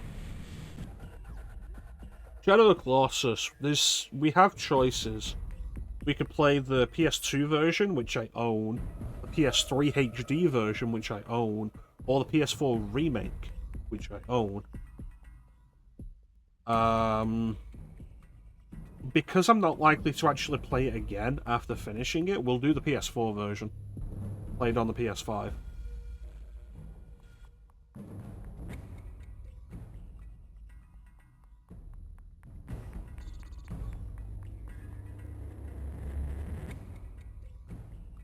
Yes.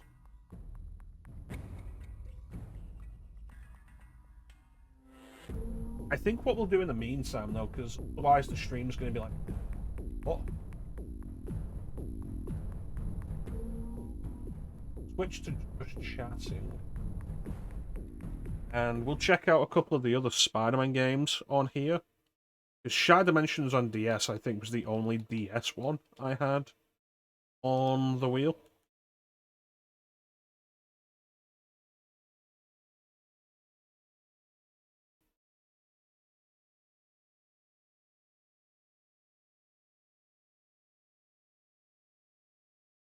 So Spider-Man 2 is definitely going to be a no-go. Let's see what Web of Shadows has going. Web of Shadows was also a Metroidvania, but I was never overly into it.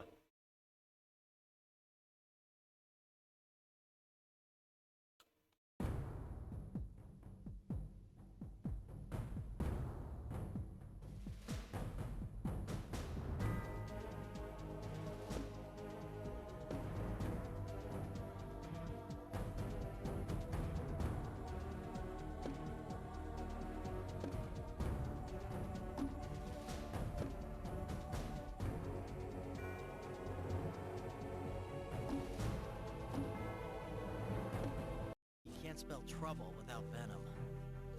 Actually, I guess you can. They do have 2 letters in common. When the city so nice they named it twice was suddenly overrun by a bazillion venom lookalikes, I knew I needed to track down Mr. Too Many Teeth, just as soon as I could get away from those nasty balls of goo. It didn't make any sense. Since when was Venom able to make other symbiotes? Since Carnage. The guy inside the Venom suit, Eddie Brock, he had some questions to answer.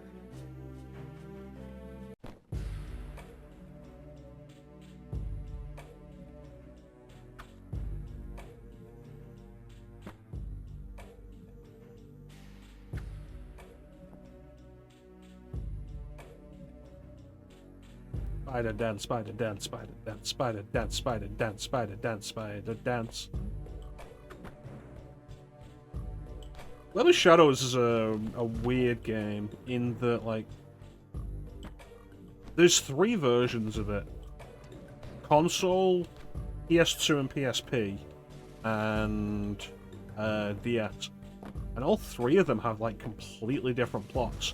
The only connecting thread between them is the symbiotes that seem to have spawned from Venom have taken over and infected the city.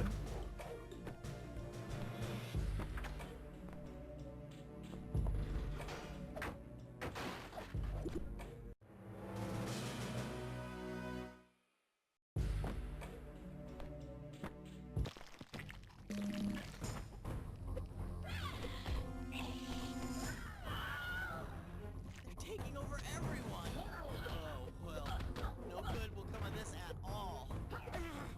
This man is a victim. I will beat him senseless.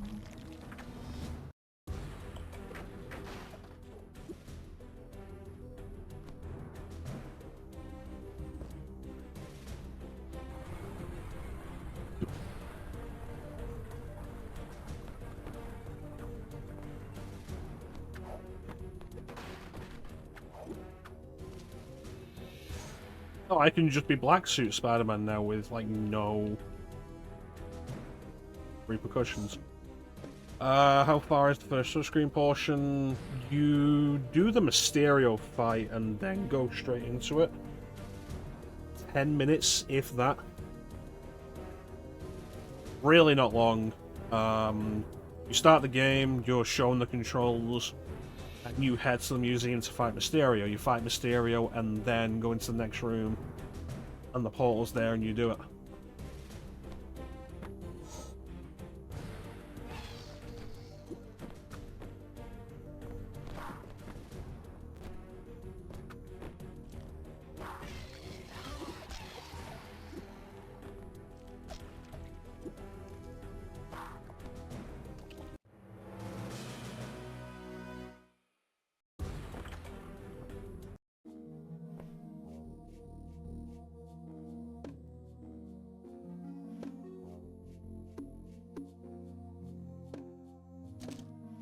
Yes.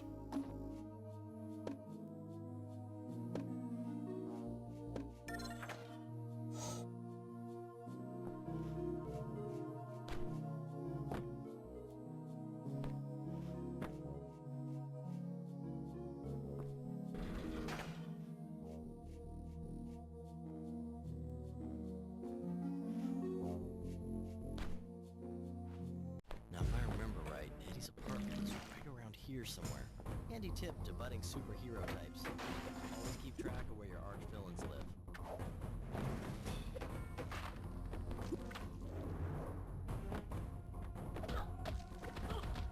I feel like just immediately going into this, you can tell that Shattered Dimensions was a refinement of this.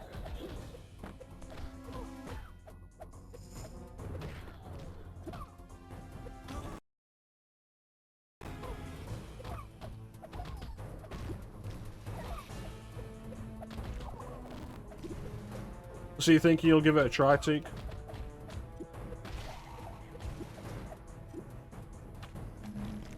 You guys aren't so tough.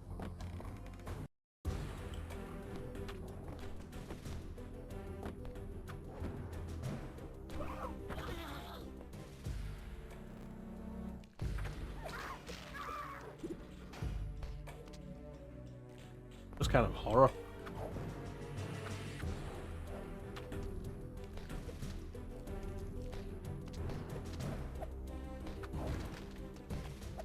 Oh, okay. I'm playing this on Melon DS, but presumably the cheat codes will still apply.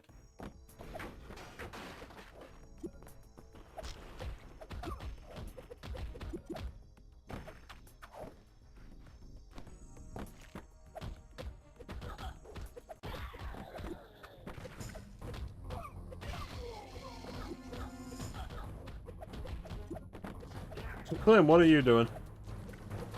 You came in, you said one thing, and then you didn't. You stopped talking. Talk more, Clem.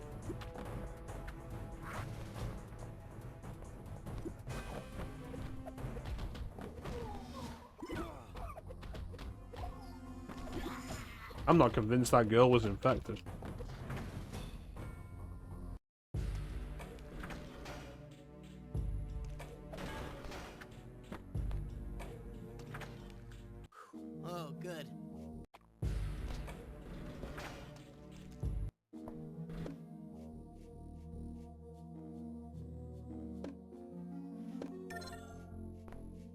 I don't think the game ever gives a reason why these areas are safe.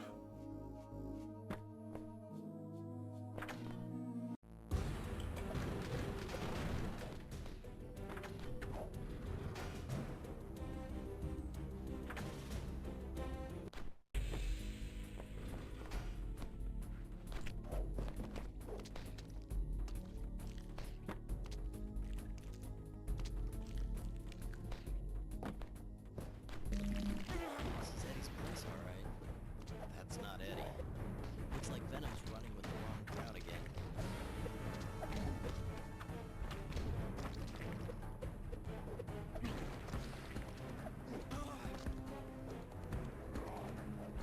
Somebody's been eating too many cheeseburgers.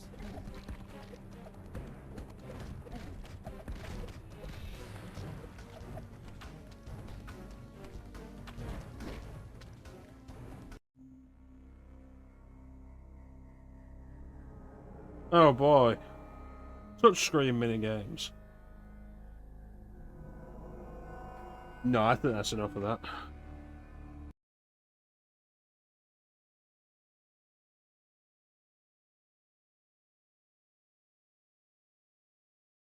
I believe Friend or Foe doesn't have much, if any. The trouble with Friend or Foe is that it's a really bland beat 'em up, but we can take a look at it. And presumably, I believe the DS version has the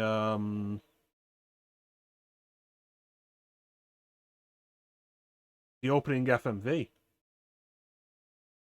in like really crispy DS compression. So that'll be fun.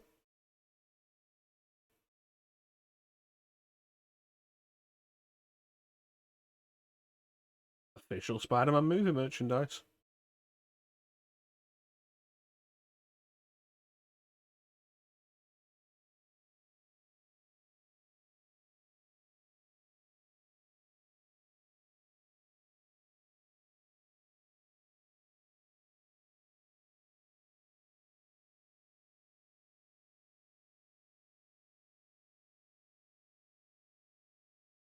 Yeah, there you go. Touch the touchscreen to start. That's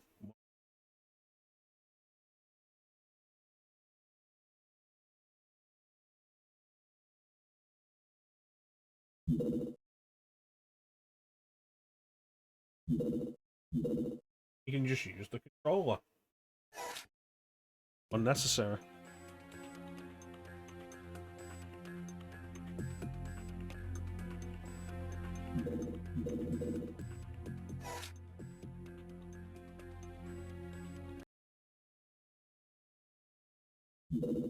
Sound and credits. Man. Options menus on PC games spoil you compared to console games. There I was, sitting here thinking, what a peaceful, dull evening. Then, boom! The nut jobs show up. My old pals, Doc Ock and Green Goblin. Feels like a family reunion. If my family were comprised of lunatics! Chewie! Venom, my friend, you need to get yourself some breath mints.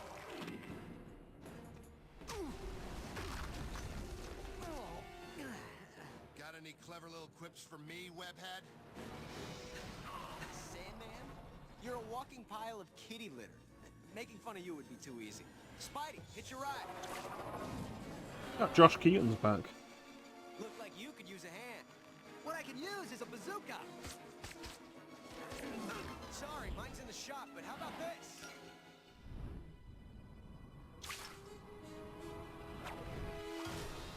Oh no.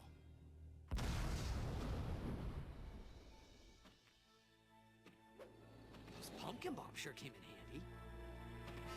What the? Spidey!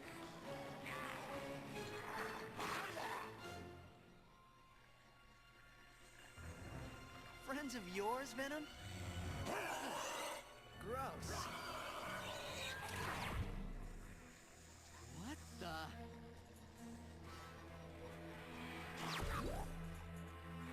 Spidey, what's happening?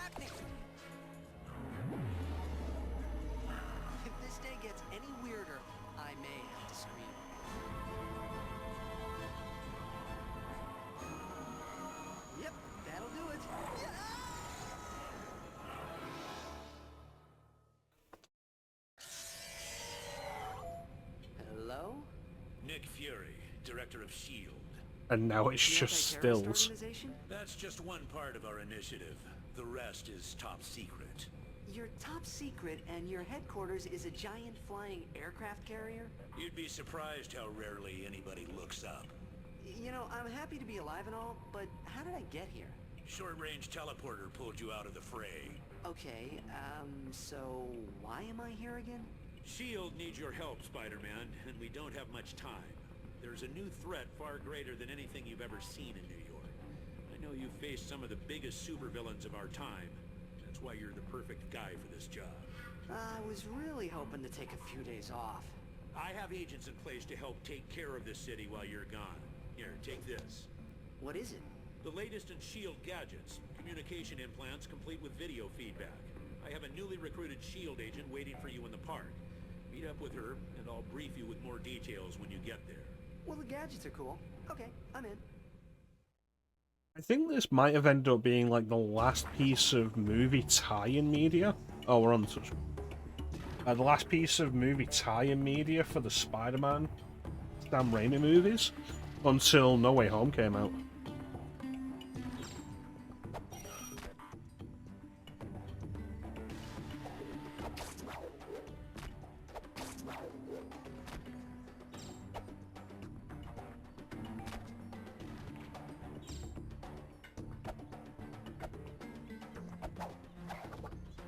And the big issue with Friend or Foe, more than anything else, is it's a really bland and repetitive beat-em-up. Even on console, like, it's not fun.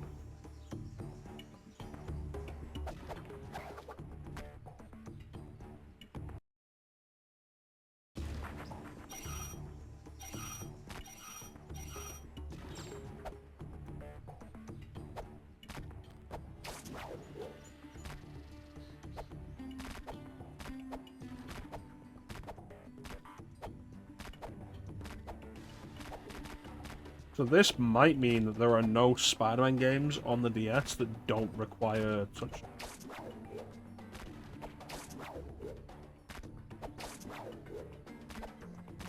We can take a real quick look, though, at Ultimate Spider-Man, because that doesn't require touchscreen until the first Venom stage. And then I'm just going to call it, because I'm getting...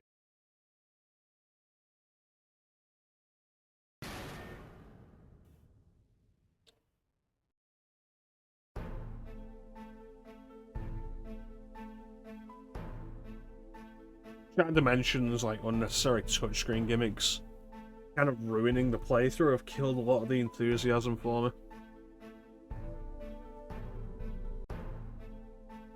A few months ago, I reunited with my childhood friend Eddie Brock.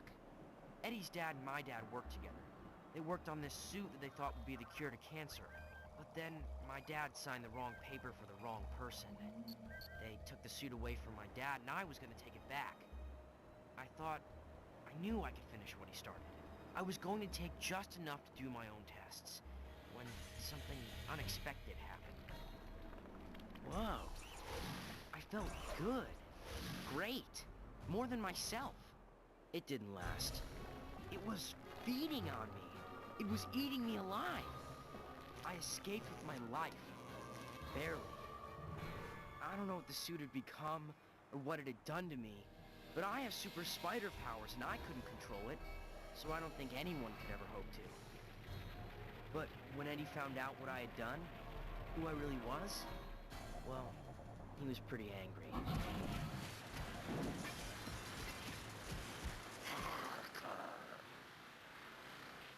Listen to me, Eddie. You're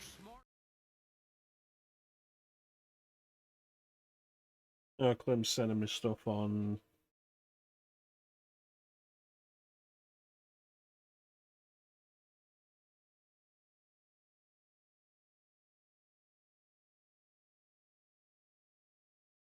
And it's not loading, how odd. Well, I'll look at that later, maybe. Smarter than this. This isn't you. It's the suit. I know what it's doing to you. I've been behind it. Let me help you.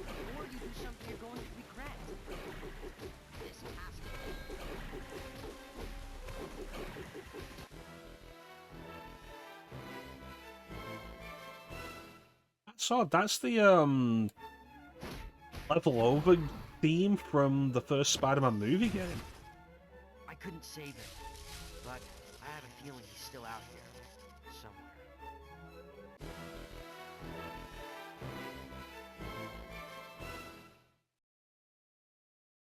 Yeah, like when you finish a level in the first Spider-Man movie game, that's what plays.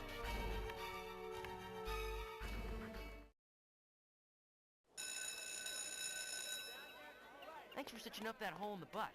I can explain that, by the way. Please don't. Anyway, I appreciate it. I just wanted to tell you that. Now I better go put that costume to use. A police car just raced by here. I should probably go help out. After all, I am your friendly neighborhood Yeah, I've heard it before. I know. Now, go save the day. So some of that was new lines recorded specifically for the DS version.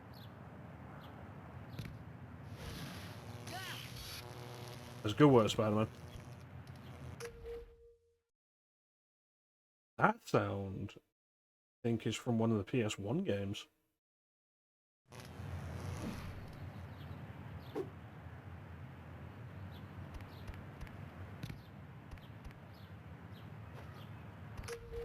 I'm slipping! Help! Hold on, I've got you! I'm safe! That sound was from Spider-Man PS2 on the Spider-Man 2 movie game. No! Help! Help! Spider-Man! Help!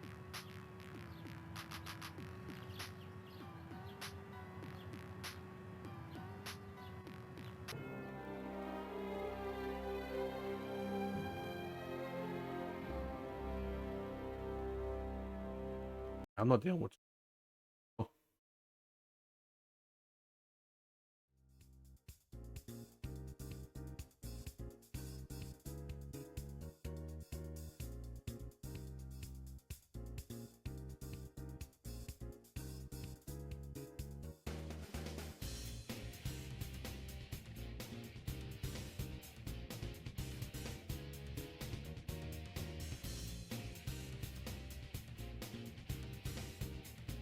I'd my volume turn up to max. It's fun that, like, going into this idea of alternating games again. The first time in, like, well over a year, because we didn't do that last year. Going back to it, like, has been such a disaster. Like, that's fun.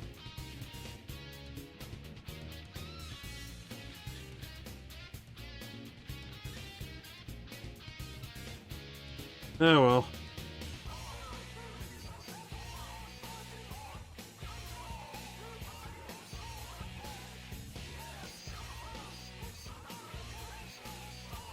I guess we're gonna call it here. Early finish. If anybody is interested later on, Disco Elysium on Sundays. Check him out.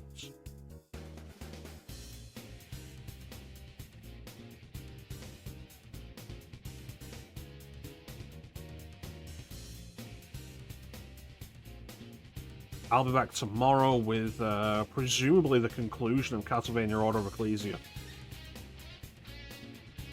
Which is another DS game with unnecessary touchscreen gimmicks.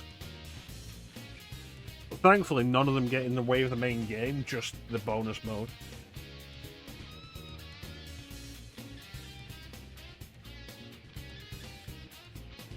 It's kind of crazy because, like, the DS is a very well-regarded system with good reason. There's a lot of really good stuff on it. And when games used the touchscreen well, like, it was great. But so much of it was so unnecessary. Like that we just saw with the stroke up on the touchscreen to lift the car. It's like, why? Why is that necessary?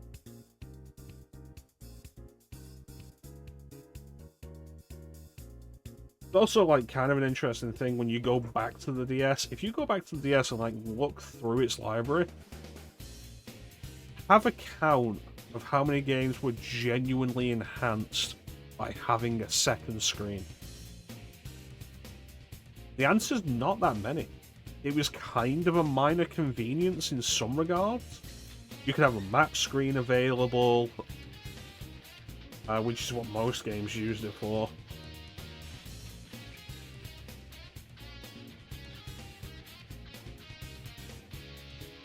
Health display maybe without covering the main screen. I do like what Chrono Trigger on the DS did with it, where you had like all the battle screen and menus on the bottom screen. That was really nice. Because on console, those screens were really cluttered.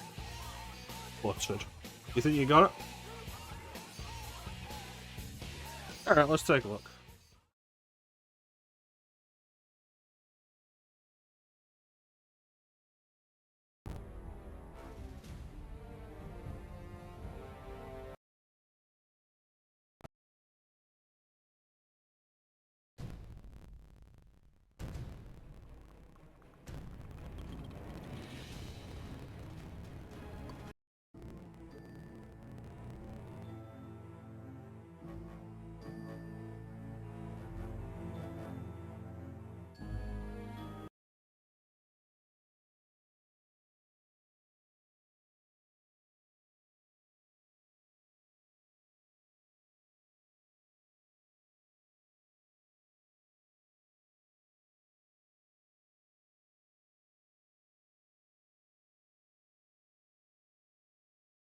Alright. Maybe Tika's saved the day.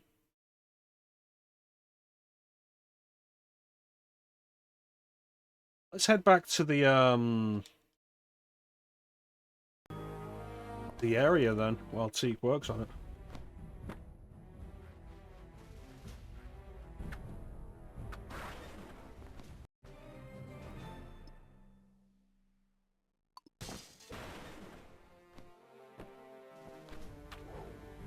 But yeah, seriously, it leads to the unfortunate result more than anything else of you've got to be very picky with any DS games you want to emulate in any regard, because if they have any kind of touchscreen requirement, they can very easily be unplayable on actual hardware. No, unplayable on anything but actual hardware.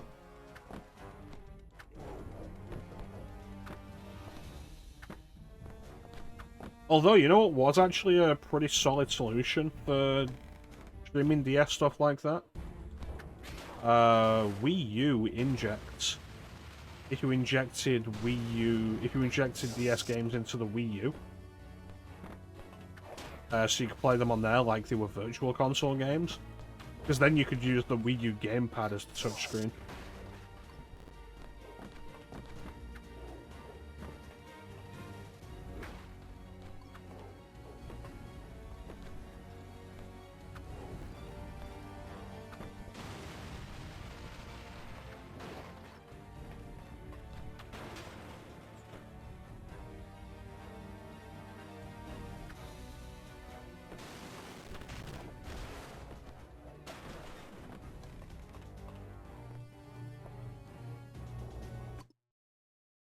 Alright, Seek, whenever you're ready. I'm at the location. Find out. Got ads starting in a few minutes. Let me snooze that.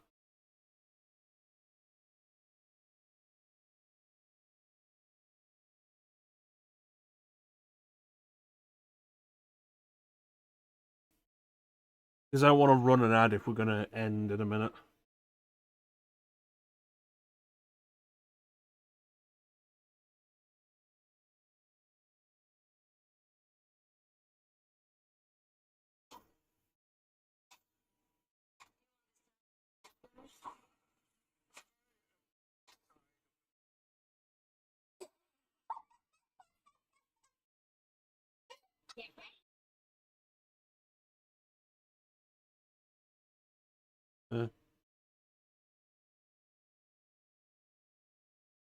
Can't get to auto finish without freezing.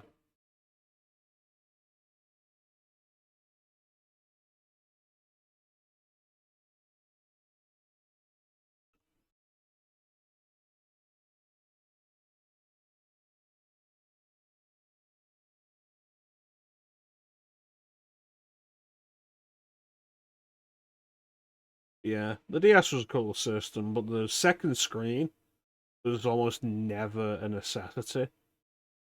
It's just that the second screen was almost never a hindrance, I think, is why it worked as well as it did. Because you had something like the Wii U, which tried to do a similar thing, but the Wii U gamepad, in a lot of ways, was a hindrance, and whenever it made anything outweigh the hindrance of having the Wii U gamepad. I say that as somebody who kind of quite liked the Wii U and the Wii U gamepad and a lot of the stuff that it did, but it was never necessary to a lot of its games, and it never really aided anything. And when they tried to force it to with Star Fox Zero, it absolutely made it. Ironically, I think like Wii Motion Plus, like the Wii, originally, and like Wii Motion Plus, the company that actually showed off the best capability of it was Ubisoft. They did that with Red Steel. They had like the best show of what the Wiimote could be done with. Red Steel 2 was the best Wii Motion Plus game. Well, fucking at me with Skyward Sword, it was. And Zombie U is undeniably the best version of Zombie. When it got ported to other consoles, it was playable, but it wasn't as good.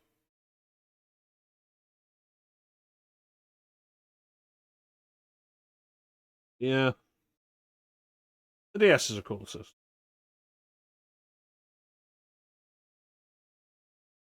If it was bigger, that wouldn't have been.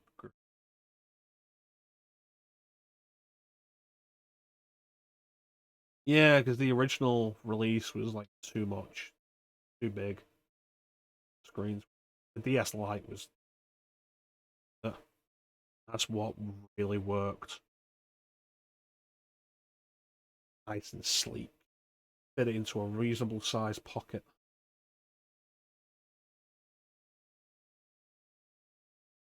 For a little system, the DS Lite.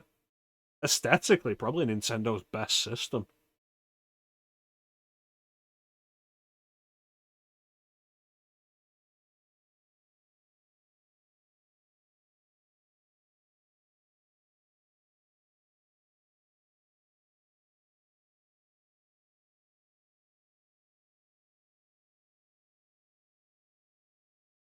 What you got for a stick? Touchy, but it works. Huh? Alright.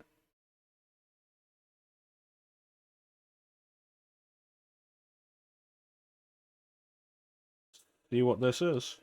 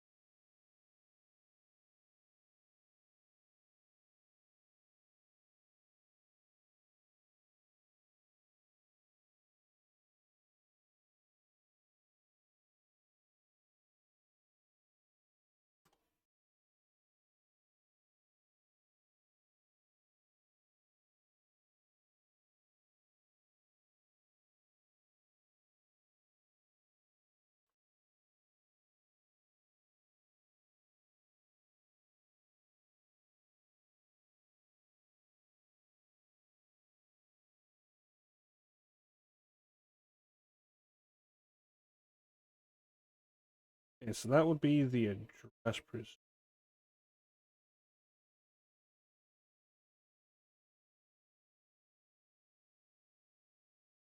Is this the right kind of cheat code?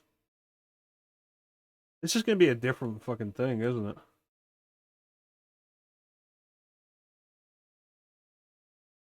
What is this?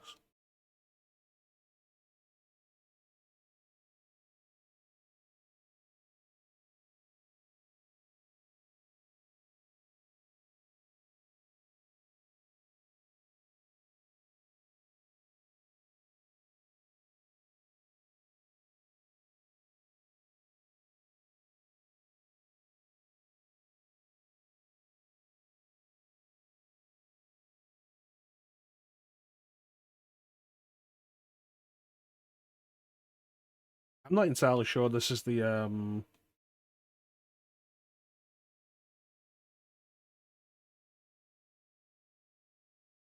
not sure this is the same cheat. So, oh, there we go. I've got it now.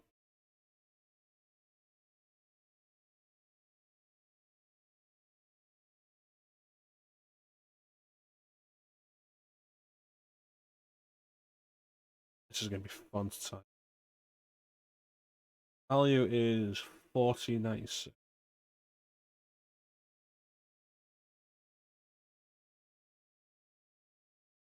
Okay, that doesn't work.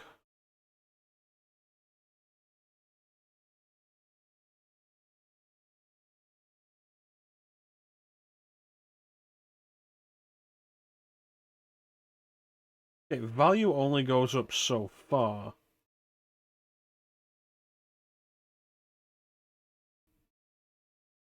Yeah, let's go back to action replay. Maybe that'll be better because I'm.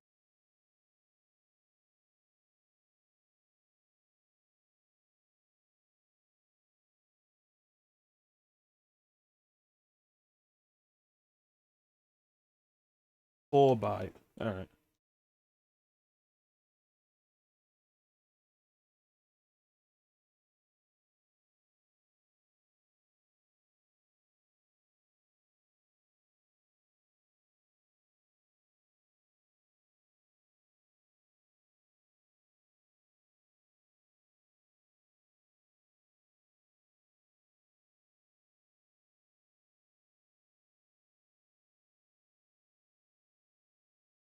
Okay, there we go. It's gotta be 16-bit then.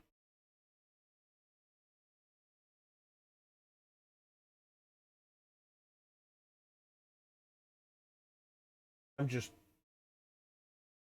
So 4096 would be the other. No, so it would be 16.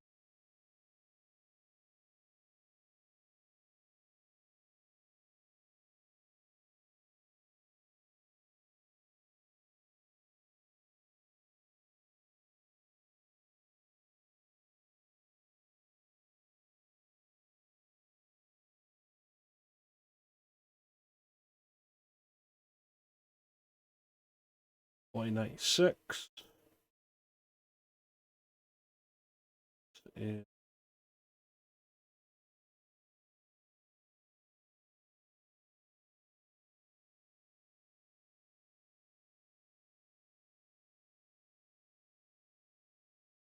setting up 0x.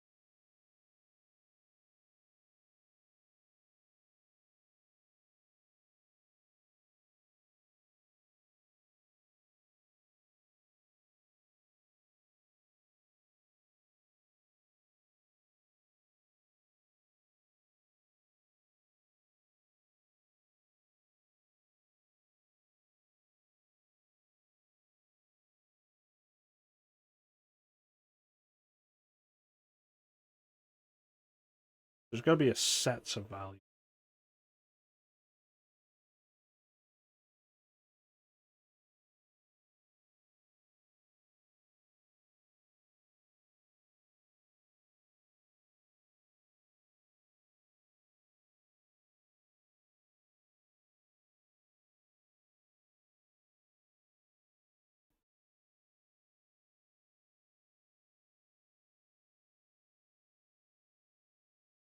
$40.96.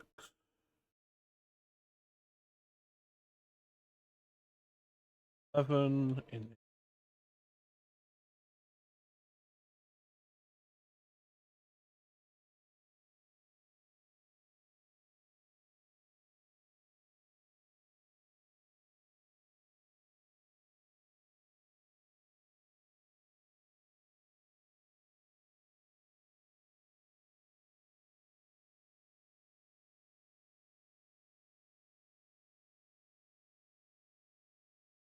Pro X. I know I've seen that kind of display before, and I don't know how it gets to it.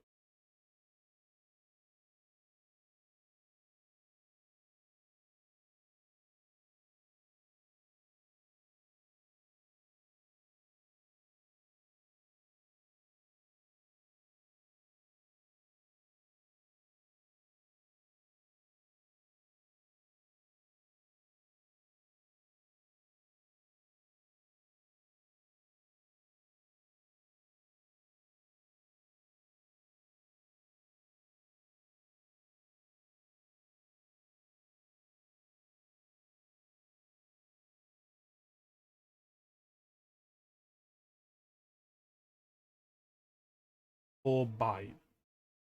This is bits.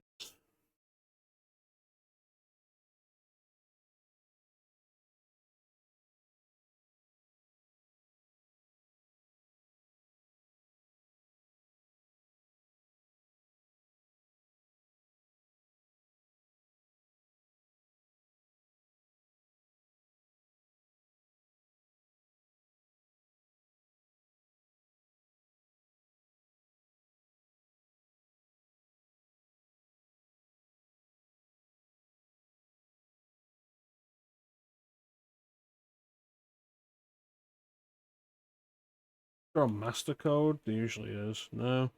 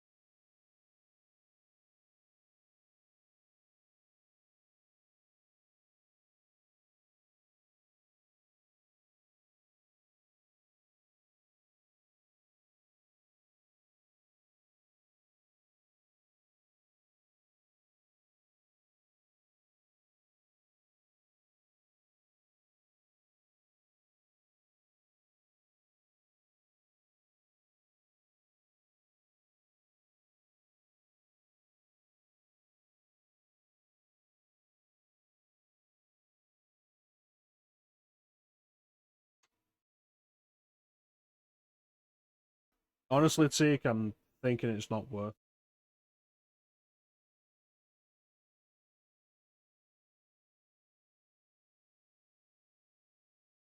I don't understand these codes.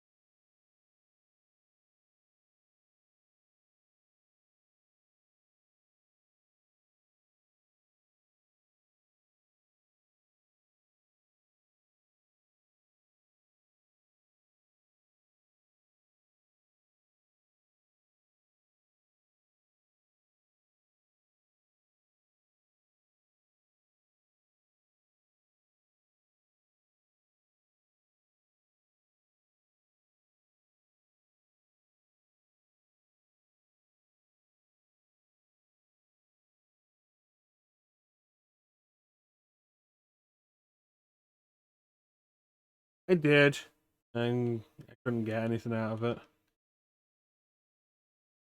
We're on the screen right now. This is.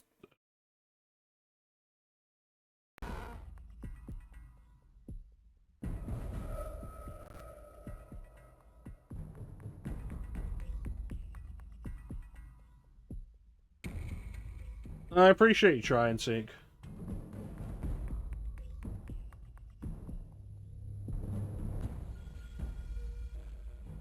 I wonder if there's like a database somewhere of like DS games that require.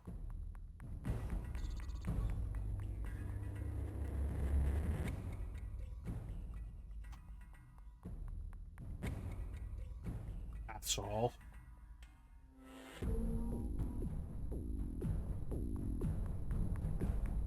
There's surely gotta be like a properly.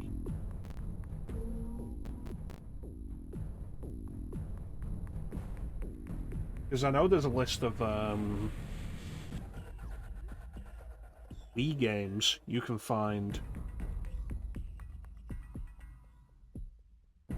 that use the classic controller, which is what I've set up.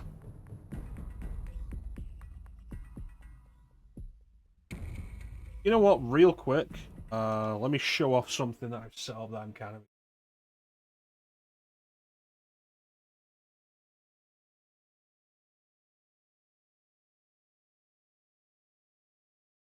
Spent a bunch of time messing with.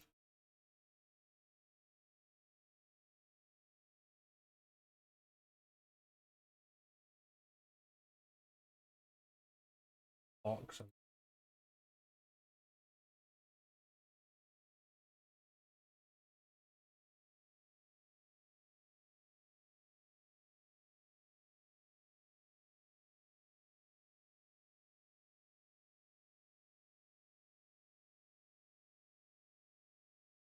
yeah, so it doesn't run out of the.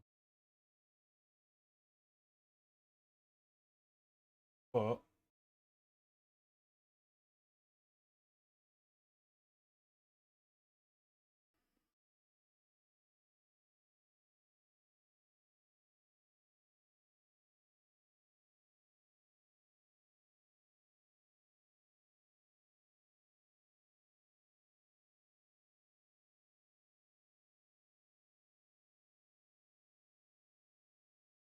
so this is a control configuration for Dolphin, specifically for Super Mario Galaxy, that I found on YouTube with instructions on how to set it up, which really...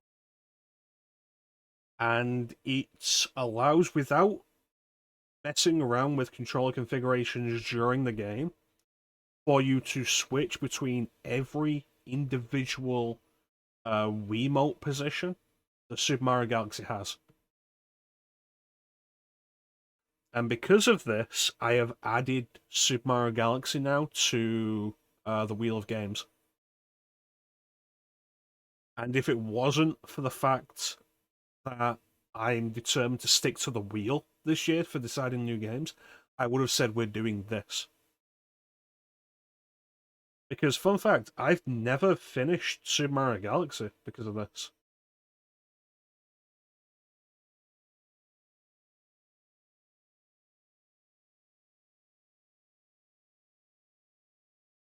And then we can just turn it off. Proper controls.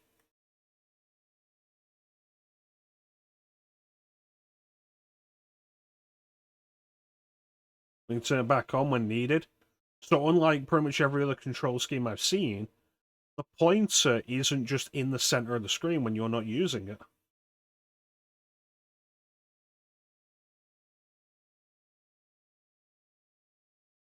You might be like, okay, but what about when you need to jump?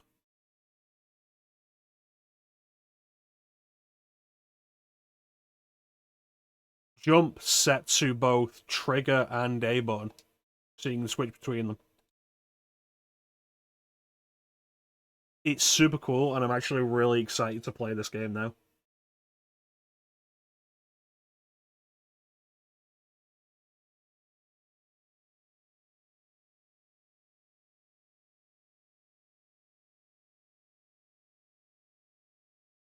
Because,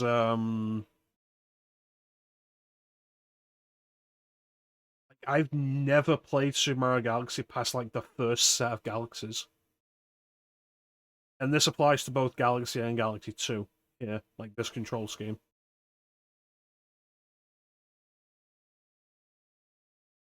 So, like, specifically control alterations without having to mess around in the options menus of Dolphin. Or when the controller needs to be tilted, when it needs to be held upright and moved around for when you're on the ball. When it needs to be pointed forward and turned when you're on the manta ray. All that.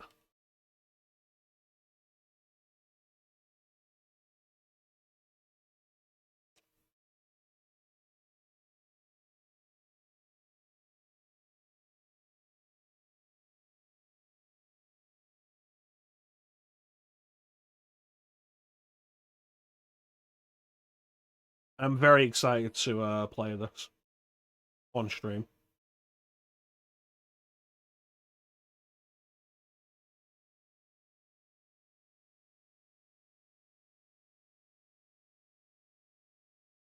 Gonna beamed him off his head.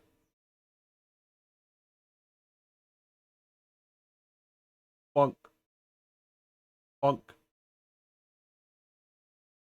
Bonk. Bonk. Bonk. Yeah, I'm really excited about this.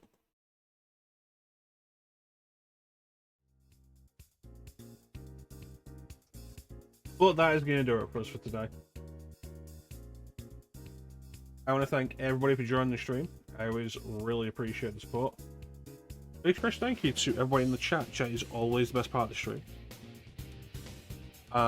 Teak, Peach, Icy, Klim, thank you so much for joining us, keeping us company. Teak, thank you so much for trying to sort a way out for us to get through those touchscreen segments. I do very much appreciate your effort. We'll be back tomorrow with presumably the conclusion of Castlevania Order of Ecclesia. Super Mario Galaxy will show up at some point this year. I am very interested in playing through it. It's supposed to be like one of the greats, and I've never properly done it. And with it being more structured than Super Mario 64, I feel like that will help me on stream stay focused. I say that makes no sense because I know exactly what I'm doing in Super Mario 64 for every single star. I don't know. I will see. I think not having done it before will definitely help. But yeah, that is pretty much it. Don't really anything else to say except thank you all for watching. Have yourselves a fantastic time of day. And oh, you got.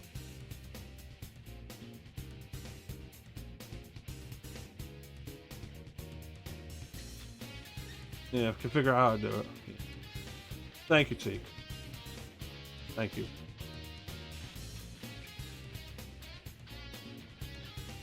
See you next time. Bye.